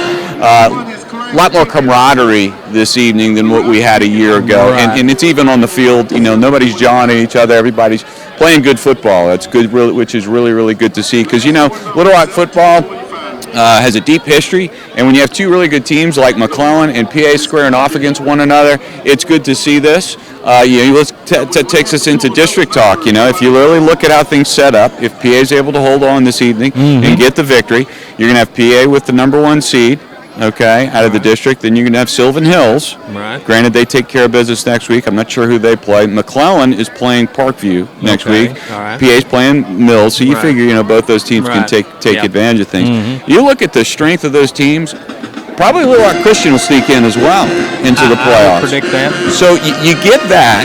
You're looking at the Little Rock 5A Central District. I wouldn't be surprised if everybody kind of gets in the right brackets. You could go into the semifinal game with all four, with all teams. I think there's a very good chance of that. You bet. If you go ahead, Wynn is obviously going to be really, really good. Right. And who is it? Morrilton is also going to be Right. really good. Uh-huh. Those are going to be the teams that everybody's going to have to contend with. It'll be Right. interesting to see if PA gets the number 1 seed again. Mm-hmm. I would guess Wynn would possibly get the 2nd seed, and they would be opposite of PA Right. if that would happen. And so you'd probably see Morrilton jumping into the bracket, possibly meeting PA in the semifinal game, or one of these teams here that we've been able to face in Little Rock. Right. What are your thoughts? I don't like seeing the same team that you played once during the year, and that Yeah. was kind of why I was not upset, but was kind of concerned about the championship game last year, us having to play McClellan again, and they were on a roll and playing real good football, but we came ahead when we came out with the victory at the championship game, but it was a hard-fought contest for the Bruins. It was a hard-fought contest. I really think what took a little bit of the wind out of the sails for PA going into that state title game was not only did they face McClellan again, a team that they had really dominated in the regular season, but they had played their rival, Little Rock Christian, in the game before that. And so the hype was there around Little Rock Christian. I was talking to my son, Zachary, and he was so excited about Little Rock Christian. They go to the state title game, and they're kind of flat in the first half. Right. And then Coach Kelly set them straight in the second half and then took control of the game. Right. So, I think that played into it. This year, it's going to be like that again. We are going to see one of these teams from the district again in the playoffs, I believe. Right, I think we will too, absolutely. And you just hate to play the same team again, like I mentioned a while ago, but it's hard to beat the same team twice in 1 year, but if you want to win the state championship, you've got to do that. You will have to do that if we do have to play them again. Yeah, you've got to have the mentality of it doesn't matter who we're playing against. We are going to line up and we're going to play them to the best of our ability. Whether you're playing McClellan, whether you're playing Christian, whether you're playing Sylvan Hills, all of it's you've got to be ready. Right. I think the one team that can give PA a lot of fits is Wynn. Oh, I definitely, I know. I remember the game last year with them, and they were a young team last year, and that coach after the ball game got over there and talked to them, and, they were ahead of us at halftime. And we well ahead of us, 21-7. Yeah, we just weren't playing good football at all.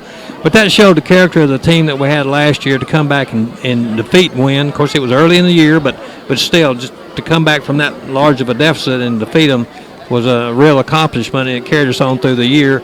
And we went to the championship and won, and so that was something to really be happy about. No doubt. You could say. No doubt. Well, what Wynn does is they run the same kind of offense as East High that we saw earlier on in the year. They run the the double wing, triple option out of that, and they have a fullback that can really pop on you and run hard. And what PA was able to do, obviously, last year was shut him down in the second half, and the offense got in sync with things. But that's an athletic team. It's a good program. Wynn is an excellent program. In fact, that's who PA played 2 years ago in the state title game. So they're always going to be able to line up and field a really, really good team. Well, we're going to take another break right before we start half. We've got about a minute left until halftime begins. You're listening to 96.5.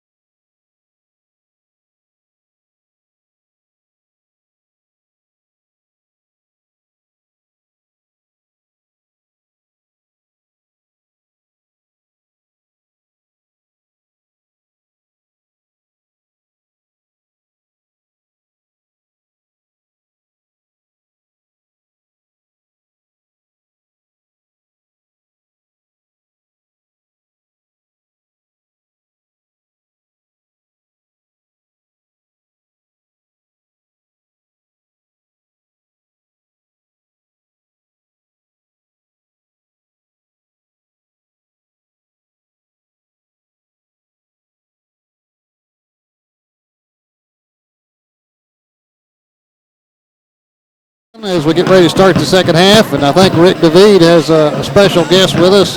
You got did you corner Mark Henry down there? That I did. I've got my former teammate, fellow Razorback, and father of 3 PA Bruins here beside me. And I was wanting to first off say, Mark, Hayden, you got to be proud of how he's played this year, to say the least, right? Yeah, Hayden's had a really good year, and he's had a solid year playing safety and really worked real hard, and I think done a really good job this year.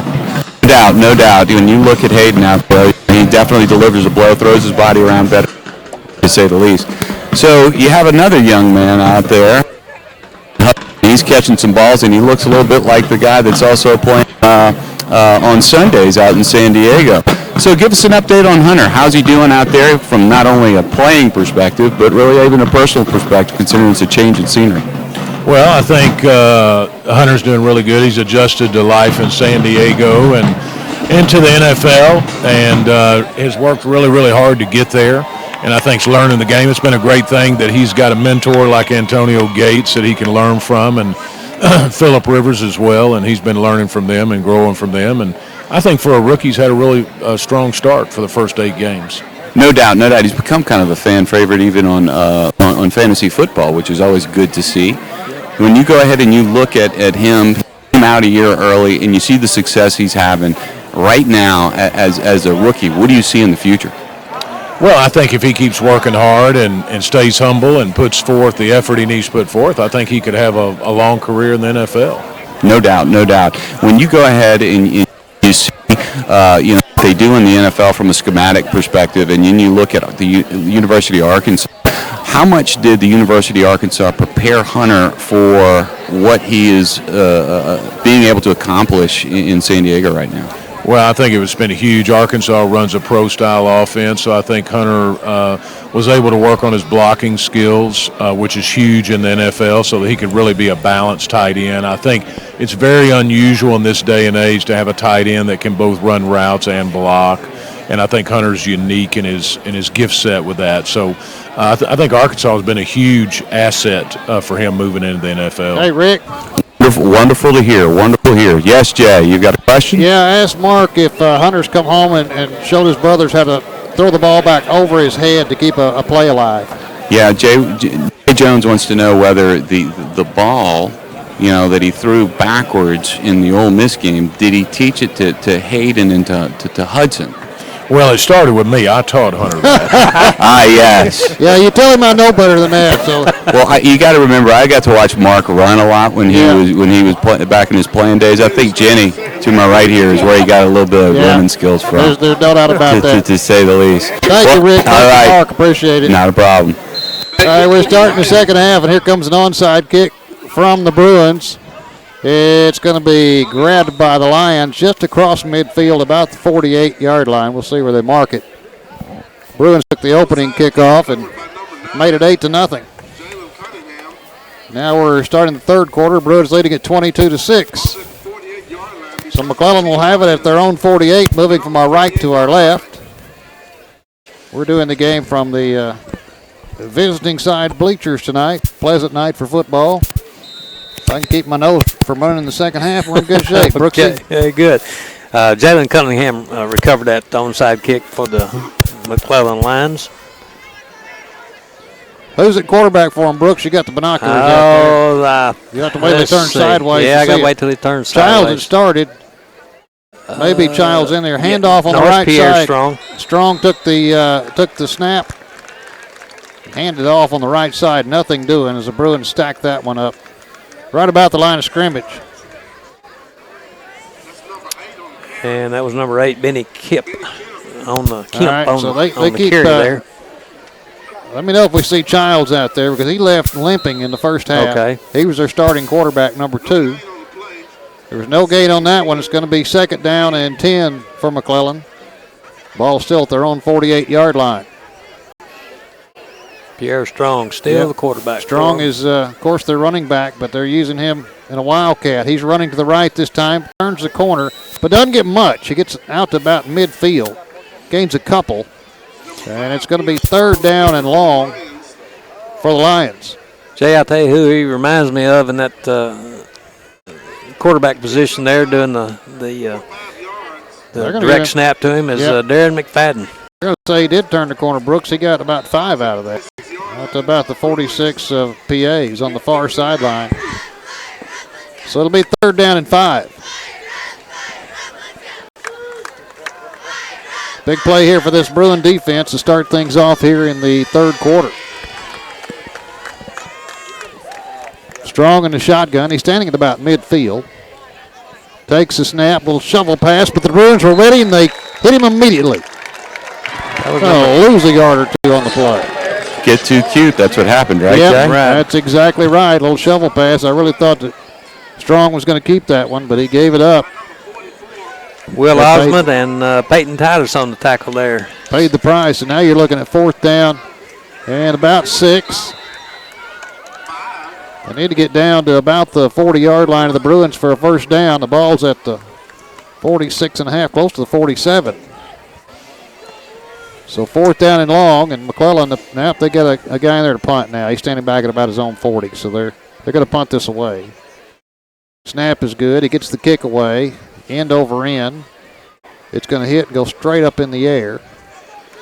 And finally takes about a yard or 2 back toward Bruins' advantage, and they're going to get it outside the 20 at the 22-yard line.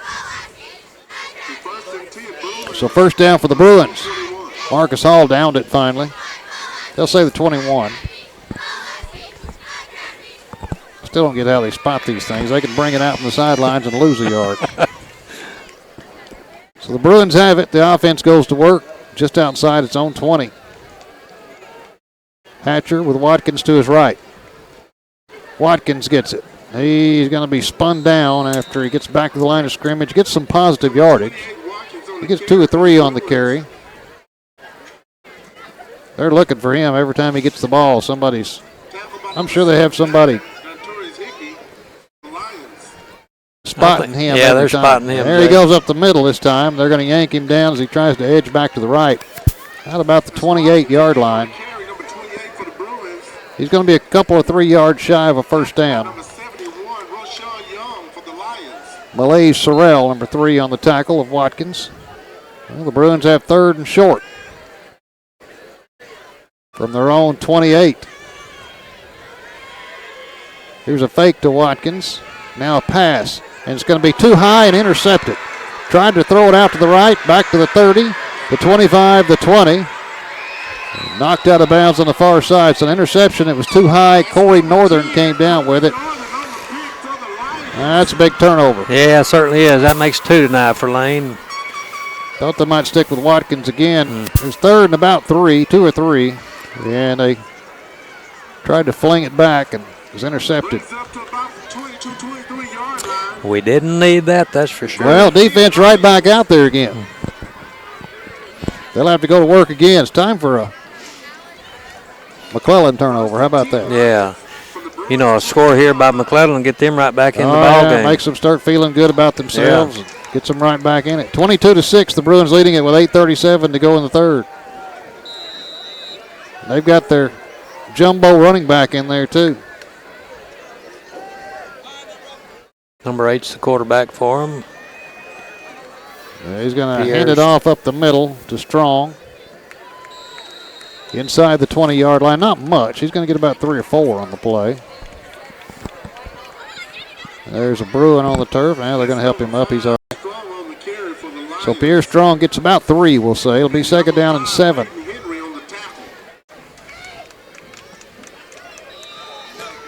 Hayden Henry on the tackle for the Bruins, Jay. Yep. Missed that one there. Ball is inside the 20 at about the 19-yard line. So it'll be 2nd down and 7. Bernie Kemp is number 8. He's been operating at quarterback some. Kind of He's the under T center. formation there. Now flag. Somebody moved too early for McClellan. That's going to back him up 5 yards. Play went for very little gain.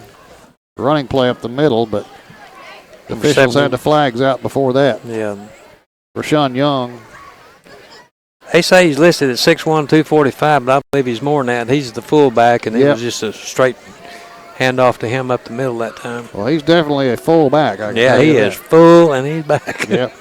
So this is going to bring up 2nd down, about 12.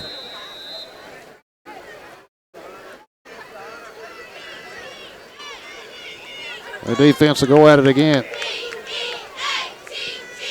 Here's a quarterback keeper up the middle. I'm telling you what, that was a good tackle to keep that from going the whole way. Good tackle by Peyton Titus, I believe. And Brooks Walton. Got inside the 20. They'll mark it at about the 18-yard line, so be 3rd down, and we'll call it 6. Need to get down to about the 11-yard line, or the 12-yard line for a first down. So it's 3rd down and 6. Bruins need to stop here. Here's a deep snap. Same play. Same play. Is that Strong running it? They've got him stacked up, though. If the referees will blow the whistle, they allow him to spin off. There was just a stalemate there. No, it wasn't Strong. That was Kemp. That was Kemp. That was Kemp. Kept that one. He's going to keep it down to the 15. So now it's going to bring up 4th down about 3. The ball's at the 15. Need to get to the 12 for a first down. And a big play here for both teams. Let's see if someone comes off the edge to catch number 71 in the backfield, because that's who they have in the game right now. Yep. Rashawn Young, the big fullback, is 71. And Kemp's going to Strong's dotting the I, though. Under center. Hand off to Strong, and let's see. Depends on where they mark it. I believe he's got it. Zach David's on the tackle for the Bruins. That is a first down. First down, Lions. Gets it down near the 10-yard line. So it'll be, see inside the 10. Can't see, Rick. See inside the 10 or outside the 10? I can't see down there. Well, I believe he's He's outside. Just the 10. outside. Just so outside. It'll be 1st and 10 rather than 1st and goal. About a half a yard out. Kemp this time is going to keep it up the middle himself. He's driving inside the 5-yard line before he's stacked up. 5:51 to go in the third. Bruins leading at 22-6, but McClellan's driving. They have a player down on the field, and they're going to stop the clock for that. It's number 72 for the Lions. There's an injury on the field. This defense has been on the field quite a bit. 72. Javorian Eugene down, 6'1", 287, one of their senior offensive linemen. And while he's down, we'll take a break. 5:46 to go in the third, our score. Pulaski Academy 22, McClellan 6. You're listening to Bruin Football on 96.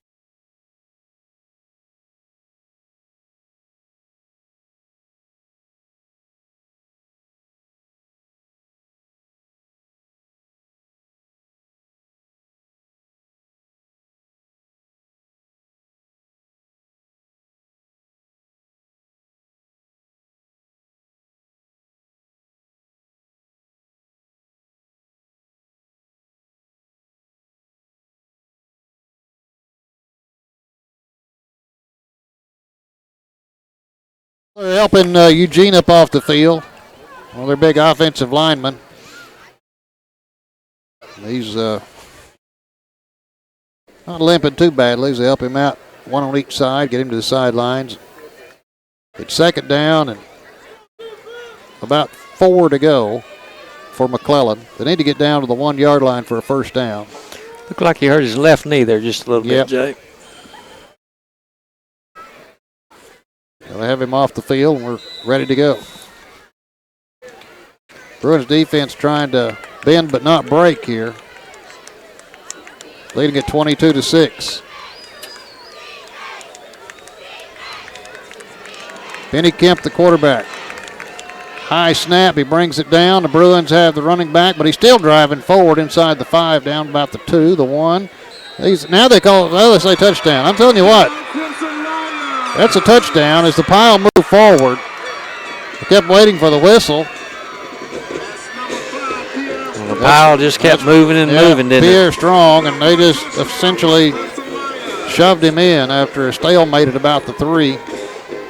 That makes it 22-12. And the Crimson Lions are back in it. Offense is going to have to get cranking. Only 22 points thus far. Defense has only given up 12, but still 22-12 with 5:24 to go in the third. And I'm sure they'll go for 2.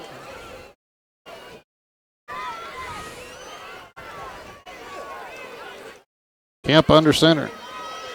Gives it to Strong. He's stacked up, but here goes the pile again. Which way is it going to go this time? This time it's going to go backwards. Yep. Okay, good deal. This time it goes backwards, and the 2-point conversion is no good, and that leaves it at 22-12. 5 minutes, 24 seconds left. It's a big point of the ball game here, 22-12. And right now you got McClellan hanging around thinking, hey, a couple of big plays, and we can pull the upset here. Bruins would love to take it down and score here. Go up about 30-12 and make it a 3-score game. 5:24 to go in the third quarter. It's 22-6 at halftime. McClellan, a couple of turnovers, a couple of interceptions by the Bruins have set McClellan up in pretty good position. Yeah. Sure has. You know, I hate to harp on this, but back when I was playing, coach always told us penalties and fumbles and turnovers will just mistakes will kill you. Yeah, no doubt about it. Especially if you're playing a team that's capable of beating you. Here's a low liner of a kick. It's going to go back inside the 10-yard line, and somebody's going to have to feel it. Watkins can't get it. Finally, he does. They're going to hit him at about the 5-yard line.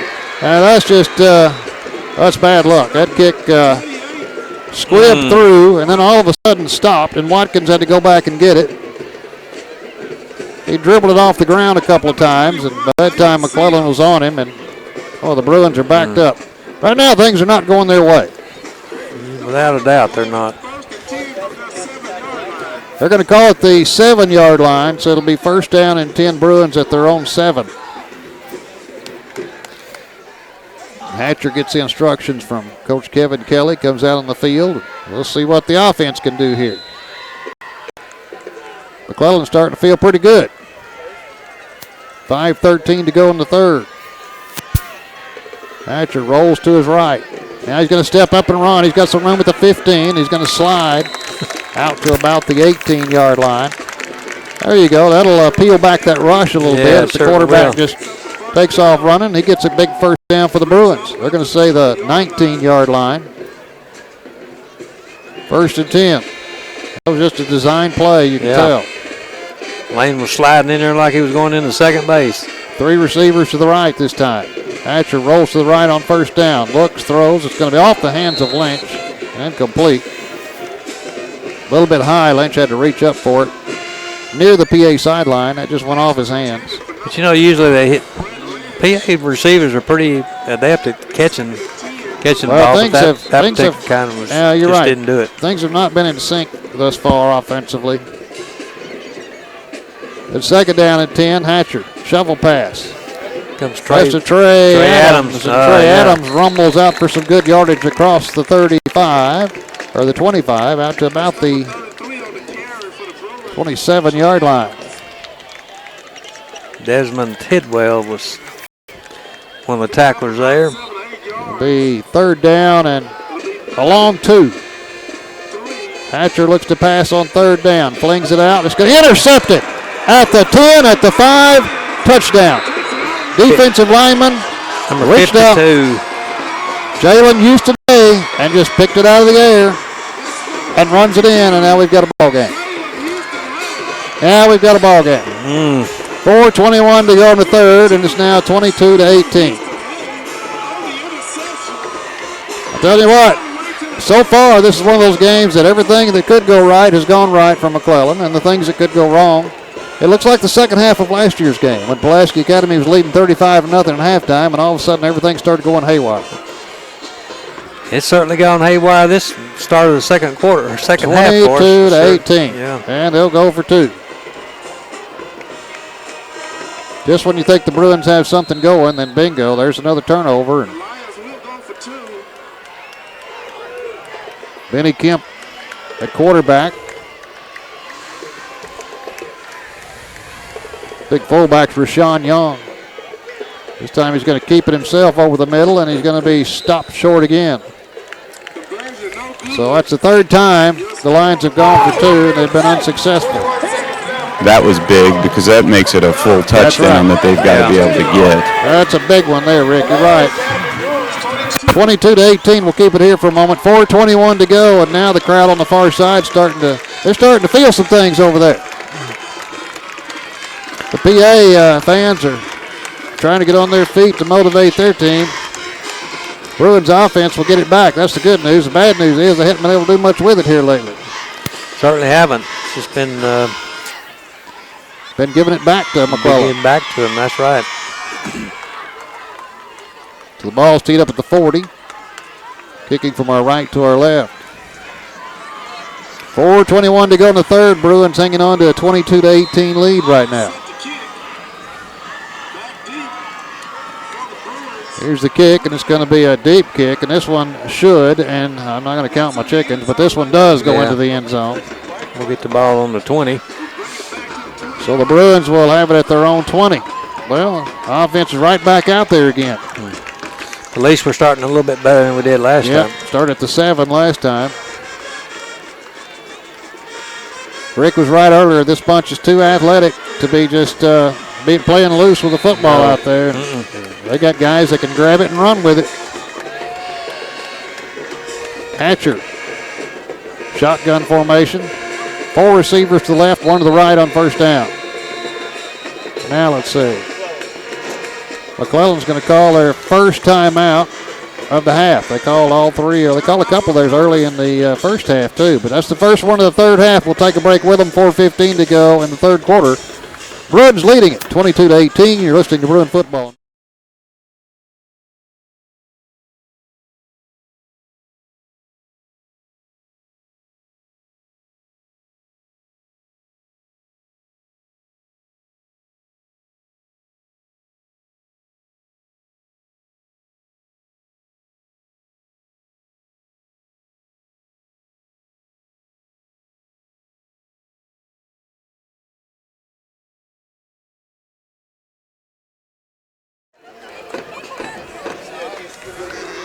Well, we said it last time. It was a big possession for the Bruins. This one certainly is. They're up by 4, 22-18 with 4:15 to go in the third. They start at their own 20. This is an even bigger possession, Jay. Don't want to turn it over again. No. Done it, 3 times already, 3 or 4 times tonight. Yeah. Can't afford to do it. 4 receivers to the left, 1 to the right. Hatcher looks to pass. Now he scrambles to his right. Flag comes in. It's going to be holding anyway. He's going to run it out to the 20, the 25. And, he's going to be shoved over there, but no flag. There's a flag on the play. They're waiting for that flag. It was a lot of scrambling going on. And And Hatcher pushed out of bounds by number 3, Malay Sorrell. that was Malay Sorrell, same one that had the late hit before, pushed Hatcher out that time and didn't give up. He wasn't through pushing him even after he went out of bounds. This one's going to back the Bruins up. He was still in bounds when he pushed him. Did he? Okay. Yeah. Well, I need something good to happen. This is a holding penalty. It's going to back it up. Pulaski Academy. Ball from about the 7-yard line. Back up inside the 10 at about the 7.5. So it'll remain first down, but first and long. Hatcher standing back near the goal line. Takes a step and hands it off. And Watkins has it, but the Lions are all over him. Tries to make one man miss, but they're going to gang tackle him, and this is going to be close to a safety, and let's see. They're going to mark him just outside the goal line. Wow. Wow. Well, you give a team hope, and they start believing. And right now, the Bruins just, they don't have it out there right now. They sure don't. I'll just tell you. They just, they're going to have to make some things happen. First thing they're going to have to do is get it away from the goal line. Here's Hatcher standing back in the end zone. Quick pass outside, caught outside the end zone. The flag comes in. This may be face mask here. It's outside at about the 2-yard line Flag on the play. and driven out of bounds. And let's see what this one is.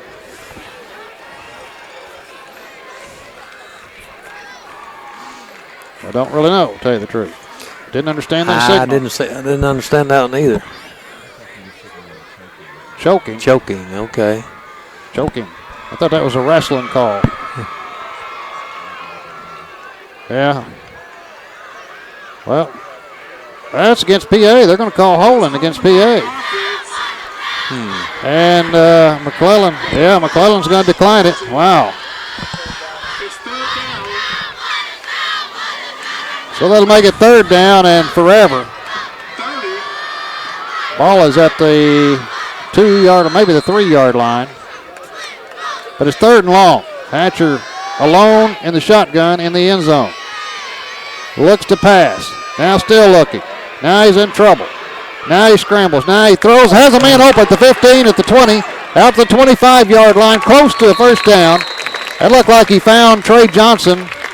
Johnson found an empty space in that defense, and Hatcher found him. He looked around and found him. He's not going to have the first down, but it's going to be fourth down and workable. Yeah, Lane just kept looking and looking, and finally he saw Trey open there and made the completion. It's at the 28. They need 3 more yards here. Watkins is the running back to the right of Hatcher on fourth down and about 3. Well, he shifts Watkins to the left. Waits a snap, has a snap, rolls to the left. He's going to keep it himself. He's got plenty of room. He slides down after getting the first down across the 30. Yeah, it looked like he had a little more than that, but I didn't think he'd gotten the 3 yards. well, that'd be bad if he slid down before he got the 3 yards. It sure would. But he got it. That's a first down. Boy, they pulled that one out of their hat. Yeah. Almost a safety, and they were back against their own end zone, and now they have a first down, a new set of downs out at the 32-yard line. Got him a Jaron Watkins for quarterback, Yeah, too. Watkins is going to take the snap, running to the left, tries to find some room, and he's going to make a little bit to get to the far sideline. Like they had him hemmed in, but he found some room. And he's going to pick up and see where they spot it. Number 55 ran him out of bounds for the Lions, Joseph Spotted Lewis. 37, so they're going to say he picked up about 5 on the play on the far sideline. Second down and 5. Watkins looking for the snap again. There's a flag, and I think somebody leaned, and there's another penalty against the Bruins. Boy, Coach Kelly's not going to be happy about this. No, that was number 11 for the Bruins. Kind of leaning there, He Will Hart. leaned, yeah, Will leaned a little bit, and the referee from behind saw it. I want to see what these penalty yardage is. I'll have to read it tomorrow to find out, but it's way too many. Yeah. The second and 10 from the 32. So that backs it up 5, and instead of 2nd and 5, it'll be 2nd and 10. Watkins still looking for the snap back there. He's got it. He's running to the right, looking for a block. Finds the corner at the 35, and out of bounds at about the 37, 38-yard line. We'll see where they mark it. Watkins on the carry for the Bruins. Jalen Cunningham ran him out of bounds there, Jake. It's going to end up being 3rd down and 40-yard line. short. 3rd and 3. Clock is still running, 2:08. Yeah, even though he went out of bounds, the clock is still running. 2:03, 2:02, 2:01. Well, From the 39. Well, that could be good and bad. yeah, there's 3rd down, about 3. Hatcher looks to pass. Rushes on. He throws. He's got a man. It's going to be incomplete, juggled and knocked away. Ray Jackson had it at about the 47-yard line of McClellan. But he juggled it a little bit. By that time, the defenders were there, and they're fast. They can get there in a hurry. Lee Rudley knocked it away. Now we're looking at 4th down. Well, they just can't do it the easy way tonight, I'm telling you. They're pulling all the hard stops out, aren't they? 4th and about 3. Hatcher has the snap, looks to pass, steps up, he's in trouble. Now he throws, and it's going to be caught on the far side. And is it enough? I believe it is for a 1st down. I believe that's Trey Johnson. Yeah, that's Trey. And he's going to move the chains at the 45-yard line. Got just enough. For the Lions. Lee Rudley on the tackle, but Trey Johnson picks up a much-needed 1st down. 45. A minute 39 to go in the 3rd quarter. Bruins leading it by 4, 22-18. Well, if they score here, they're definitely going to earn it. Or they're Here's earning Hatcher, it. rolls to the right. He's in trouble. Here we go again. He's going to be tackled way back at the 30. See where they mark it. 37-yard line. They just keep putting themselves in worse situations. Joe Lewis came flashing through and grabbed his legs. And Hatcher's limping a little bit. Hatcher. 2nd down and 17. Yard loss. Lane goes down. We might have to see Wesley Yeah. Wise play quarterback for us. Watkins is a running back off to his left. He's going to run option left and try to keep it, and there's nothing there. He's tackled immediately. He may lose another yard on it. Joseph Lewis again. On the tackle. That play had no chance. Running left and try to run a little option there, and there's just no chance. Now it's going to be 3rd down and 17 or 18.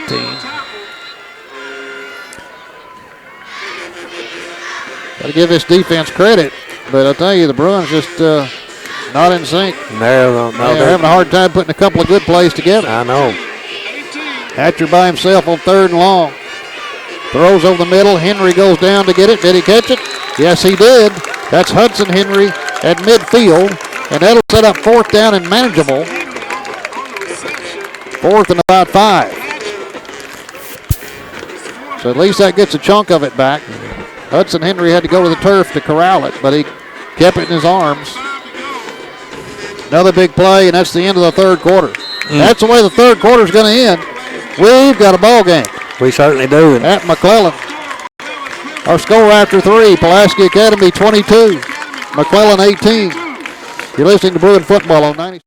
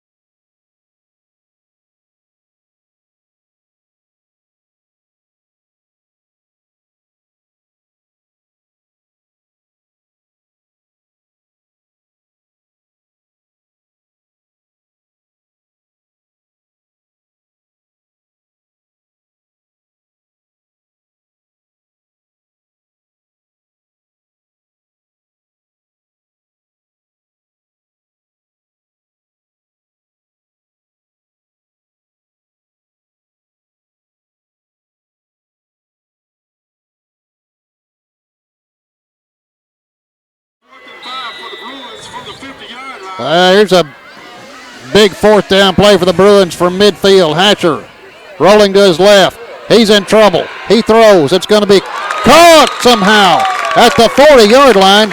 He was going down that time. Is that Brett Lynch again? Brett Lynch.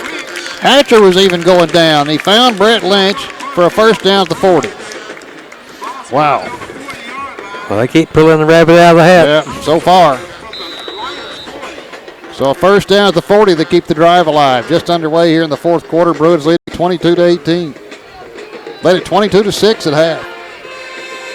Hatcher hands off to Watkins. He's hit immediately. He had no chance. As soon as he got the football, turned around, he was hit. They're slanting right there. That's all they're doing. But they're shooting gaps. They know where the ball's going. And number 71 just came inside hard, and that's how he made the play. Rashawn Young, 6'1", 245 on the tackle. Loss of a yard, and it's second down to 11. Here we go again. Just can't get anything sustained. It just seems like you have to pull out a fourth and long. Hatcher, he's dirtied up tonight. Uniform dirty. Watkins in motion. Hatcher to pass. Dancing, looks around. Now tries to get what he can out of it. Gets a couple. Down to the 40-yard line, back close to the original line of scrimmage. Rashawn Young made the shoestring tackle on him. Looks like he'd get tired after a while. I know it. He's all over the place. He certainly is. He's had a good ball game tonight. Well, here we go. Third down and 10 from the McClellan 40.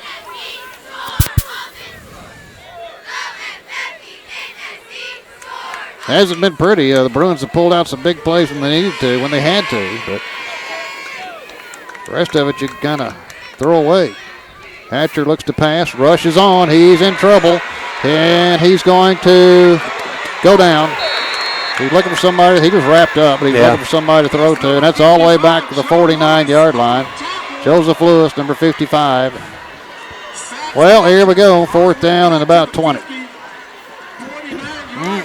We're going to call it the McClellan 49. And it's fourth down again, fourth and long. I believe McClellan's doing a lot of the same things Sylvan Hills did. Oh, yeah, I'm sure they watch their linebackers on every play. They watch the films. Here we go. Bruins line up. Hatcher alone in the shotgun. Four receivers to the right on fourth down and 19. Have to get all the way down to the 30 for a first down. Hatcher back to pass. This time he has time. Throws over the middle, and it's going to be incomplete. Broken up at the 40-yard line. Tried to hit Trey Johnson. And here we go, defense. McClellan's fans are just, they're having a party, and why not? Yeah. That was Hall and Sorrell on the tackle. I don't believe he made the necessary yardage anyway. I don't think he would have. Pass.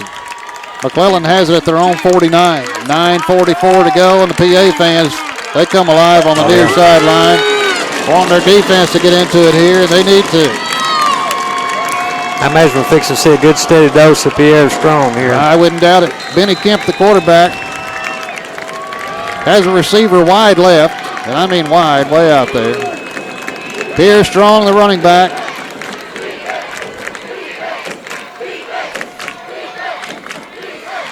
Waiting for the official to let him play ball. There's another radio station doing this game tonight, and I think they're holding things up a little bit. So now we're going to have a timeout. McClellan. Well, that's number 2. They used 2 quick ones in this ball game in the first half, and now they've used 2 of their 3 with 9:43 to go here in the ball game. Bruins holding on to a 22-18 lead. We talked about it early. You can't let a team like this hang around because then they start believing. And right now they're believing. They certainly are. Like I said, you just can't let them stay around because the longer they stay, the more, just like they feel like they can win, and they're going to expect to win here shortly if we don't get another score on them again. Well, we're still leading, but still. Yeah, it was 22-6 at halftime. Yeah. And the Bruins had a couple more chances to score, but turnovers have killed them. The interceptions have killed them here in the first half, in the first half and the second half. And now we're one long Pierre Strong run away from McClellan having the lead. See what the defense can do. That's Strong back there waiting. And he's the quarterback. Yeah, he's back there waiting to take the snap. On 1st and 10 from the 49. Has a man in motion. But Strong's going to keep it himself. The Bruins stack him up and knock him backwards. I don't think anybody in the house was fooled on that one. No, I don't think so either. Walton was on the stop there, wrapped him up, and along with Isaiah Woods. I do not get how they mark this. They're going to give him about a foot gain on the play. I have no idea. I've watched these games for years and years, and it's a mystery to they're you. going to say he gets back to the line of scrimmage. They plainly had him stopped about a yard or two behind them. Well, anyway, it's 2nd and 10.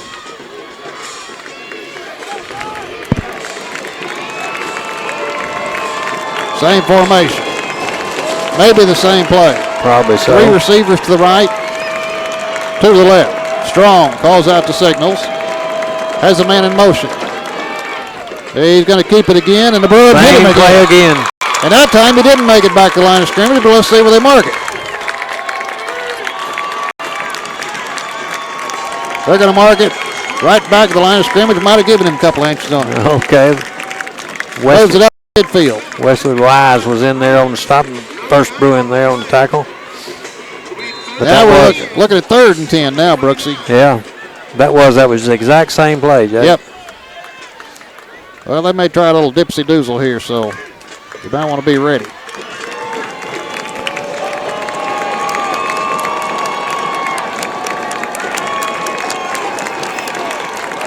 Strong as running back, Benny Kemp in the slot now, right?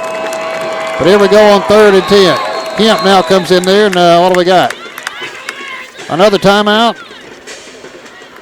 Delay of game. Delay of game. Oh, boy. Delay of game on McClellan, which moves it back to the 45. That'll make it 3rd and 15. So you would figure, normally this would be a passing situation. We'll see. You know, on that play there, Jay, the previous 2 plays, the halfback had Got to contain here, guys. If you really think about it, this is about contain right here because they're going to set up for a pass and then let Strong run for it. How many defenders we have over here, Rick? Yeah, you've got 3. Okay, good. Couldn't see the other one. Here's a high snap. Strong's going to try to take it, and he's going to be knocked down behind the line of scrimmage. He's going to make it struggle back toward the line of scrimmage, but that's going to be 4th and 15. Brooks Walton and Will Hart and Cameron Fonseca and I think Isaiah Woods, all 4 of them on the stop there for the Bruins. We'll see. You would think they would punt this away and make Pulaski Academy go. Hey, field position, you know? Yeah. I mean, we have lost the field position game all night tonight. Why would you do anything different right here, right? That's right.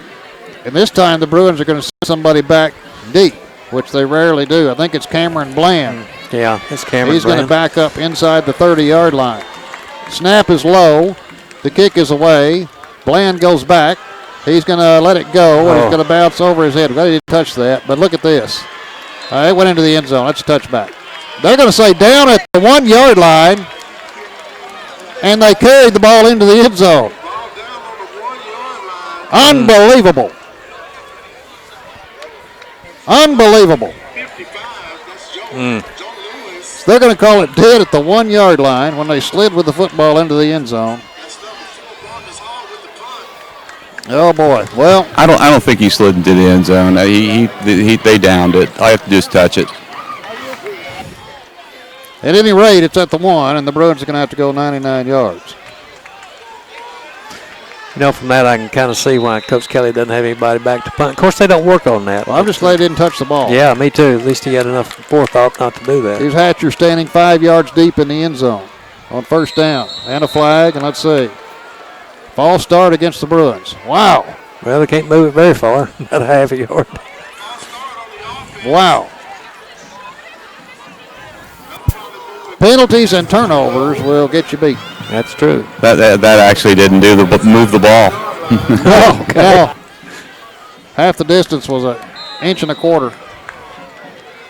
Now this time the defense comes across. All right. Maybe we'll make 5 out of this. This could be a case where you lose an inch but gain 5 yards. The offsides on McClellan. They got a little bit too antsy there, and it's going to move it out beyond the 5 now. A little bit of breathing room, but first not much. down. Yeah, 1st down and 5. Hatcher looks to pass, throws it out, nearly intercepted, but caught the 10-yard line, out to the 15, to the 20, out to the 25-yard line. Boy, that was just over the outstretched arms of the defender. That should have been an interception for a touchdown, gentlemen. I was right here. Ray Jackson ended up getting it, but you're right, Rick. That if he'd have grabbed that, there was nothing between him and the goal line. That's a first down as it moves the ball out to the 25-yard line. Hatcher has Watkins to his left. Watkins gets the call. Has a little bit of a hole out to the 30. Just tripped up as he gets out near the 35. They're going to call him down at the 34. So he picks up 9 on the play. He and Mr. Pierre Strong had a little meeting there to get. Yeah, just grabbed his foot, tripped him up. Same formation, Hatcher with Watkins to his left. Hatcher gives it to Watkins. He's got a hole again outside of the 40, out to the 45, and they're going to stop him at the 45-yard line, but that's a pickup of about 11 and a first down. That'll move the chains. And I got to tell you something, this McClellan defense looks like they may be getting a little bit winded out there. Could be, absolutely. Andre Campbell on the stop there for McClellan. Moves it to the 45, first and 10 Bruins. Hatcher. This time pumps left, looks over the middle, just doesn't have anybody. He looks back right, now throws long, has a man deep, but it's going to be over his outstretched hands. Looking for Brett Lynch. He had broken free on the far sideline, but that was just overthrown. And that'll make it second and 10 from the 45. 6:13 to go in this one. Boy, what a difference a touchdown would make here. It sure would. And you know, Brett was in the open there by himself, just didn't have it. Didn't connect up with him good enough. So Hatcher in the shotgun has R.J. Anderson off to the left this time. He's going to hand it to R.J. Cuts back at the left. He's got some room at the 50. Into McClellan territory. Down to the 46-yard line. A good gainer. He's going to be about 2.5 yards shy of a first down. They're going to start at the 47. Need to get to the 45. Andre Campbell on the tackle there for McClellan. Hatcher to R.J. again. This time he's hitting the legs, and he drives forward close to a first down.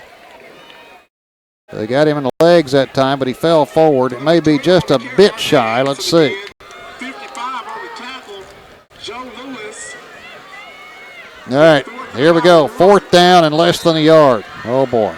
Hatcher hands it off to R.J. He's got the first down and more. Down to the 40-yard line before he's slung down. That moves the chains again. Well, you're talking about living by 3. They have been here in the second. They are. Joseph Lewis on the tackle. That was a 5-yard gainer. First down for the Bruins.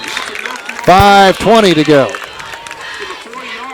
Hatcher with Watkins to his left. Watkins gets the carry. He runs it off right tackle. Gets about 2 or 3, maybe 4 before he's slung backwards. Keeps the clock going with 5 minutes to go. They'll give him 3. It'll be second down and 7.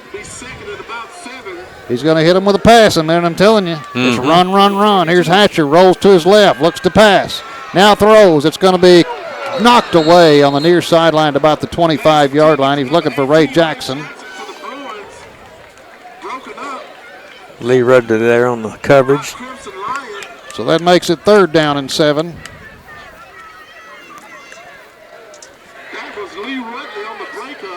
Ball is at the 37-yard line. 4:47 to go. Big third down play here. Of course, they'll be going forward on 4. Hatcher has Watkins to his left, 2 receivers to the left, 2 to the right. Looks to the sidelines, and now he's ready. Takes the snap, looks over the middle, throws, has a man open at the 20. Falling down, well, about the 21, they're going to mark it. He hit him at about the 25. And that's Ray Jackson again. That'll move the chains. That's another big play. Lee Rudley on the tackle. So the ball is moved down to about the 21.5-yard line. 4:35 to go, clock running. But it's a first down Bruins. Here's Watkins. He's got a hole inside the 10-yard line, or inside the 15, down to about the 12. Joseph Lewis again on the tackle. He's all over the place. He certainly is. He's played middle linebacker, and he's all over the place tonight. Gained about 7.5 on the play. Second and about 3. Clock running. 4:10 to go. Watkins to the left of Hatcher on second down and short. Watkins is spun around. He fumbled, but he fell on it, I think. Yeah, he certainly did, groan. He was twisted around. Rashad Young on the tackle. Oh, boy, that's too dangerous. Yeah, that would have been disastrous for us. Clock running, 3:45 to go. Bruins leading at 22-18, trying to hold on here at McClellan. It's third down and short. Third about 2.5. Empty backfield for Hatcher. 3 receivers to the right, 2 to the left. That's the short side of the field. Hatcher looks, pumps, looks left, throws over the middle in the back of the end zone, tipped away and intercepted. There's a penalty on the play anyway. Would have been holding, but you got to stop this guy. He's out to the 10-yard line, out to about the 15. That's Benny Kemp. Just what you don't need. He tried to hit that crossing pattern over the middle. The flag is probably going to be against the Bruins. It'll be declined. That's a heck of a time to call a holding call against the Bruins when if they'd have caught it, it would have been a touchdown, but it was an interception. 3:18 to go, so here we go. Bruins leading at 22-18. Another turnover. Yeah, Lane was just pressing there, and he tried to force that one in there, and he just didn't have it. Too many turnovers, and they've tossed the Bruins tonight, but the Bruins still lead by 4. That's 3 interceptions tonight. And this time the Bruins were threatening to score. Yeah. I believe they had it in them. I just felt like they were going to. Just had that feeling, but they didn't. Wow. Well, now it's up to the defense with 3:18 to go. Bruins leading at 22-18. We know you win conferences with championship with defense. Let's see what we've got. Here's a handoff up the middle, and he's stacked up. That was Benny Kemp. Took that one up the middle. That's number 8 on the carry, Benny Kemp. Took it across the 15-yard line, out to about the 17. 3 minutes to go, clock running. And remember, McClellan used a couple of their timeouts early on. They have 1 left.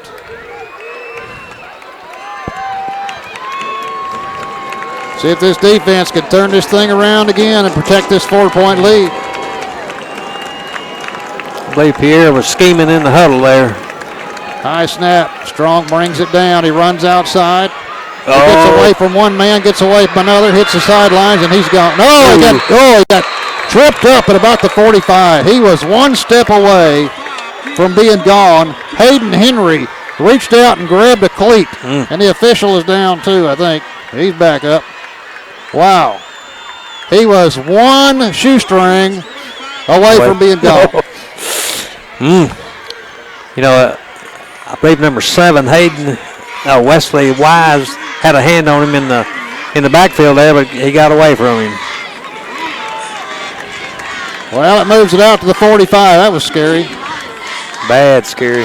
They had him in the backfield 2 or 3 times, yeah. and he just bounced off and then headed for the sideline. 1 more step, and this would be a different ball game right now. 2:20 to go, clock running. Bruins leading it by 4, 22-18, but it's first down McClellan at their own 45. Strong is going to take the snap. He does. He's going to run it up the middle, and the Bruins have him after a gain of 1 yard or 2. And the clock keeps running with 2 minutes to go now. That's Benny Kemp. Yeah. That was Benny Kemp. All right, Benny Kemp he's been in there off and on. Benny Kemp and Strong. Kemp had to come in and relieve Childs, their starting quarterback, who went out limping in the first half. 2 to 3 yards. Peyton Titus on the tackle for the Bruins on that last play. That's a 2-yard gain, so it'll be second down and 8. They move it across the 45 to the 47. Who's taking a snap? Kemp? Kemp. All right. Kemp takes a high snap. Flag on the play. Not much yardage. Gets back to the line of scrimmage plus a couple. And we'll see what the flag is with 1:27 to go. Brooks Walton on the tackle there. Tackling number 20 for the Lions, Tommy Crumpton, the 3rd. It looked like illegal participation.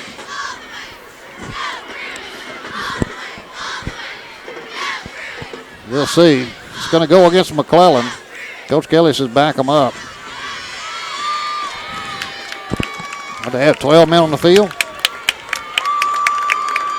That's a big one. That's going to back them way up.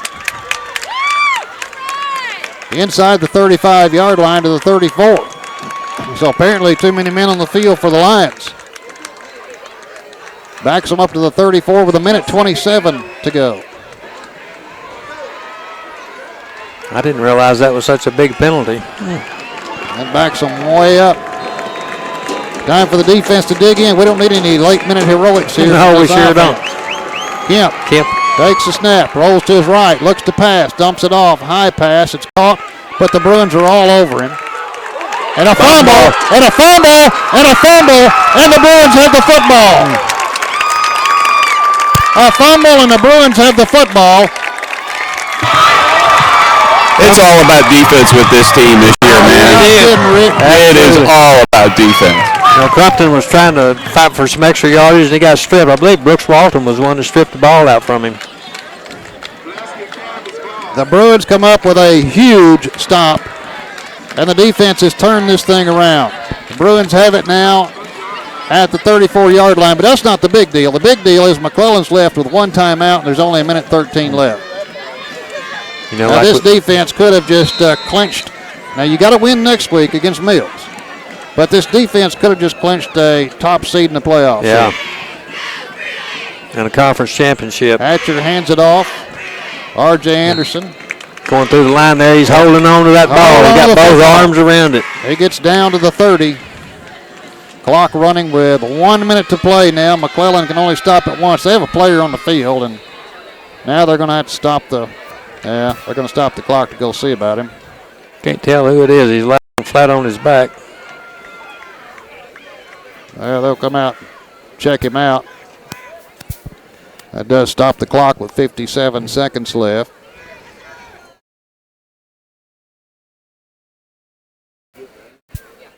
We're going to take a timeout with them. 57 seconds to go. Bruins leading in at McClellan, 22-18. You're listening to Bruin Football on.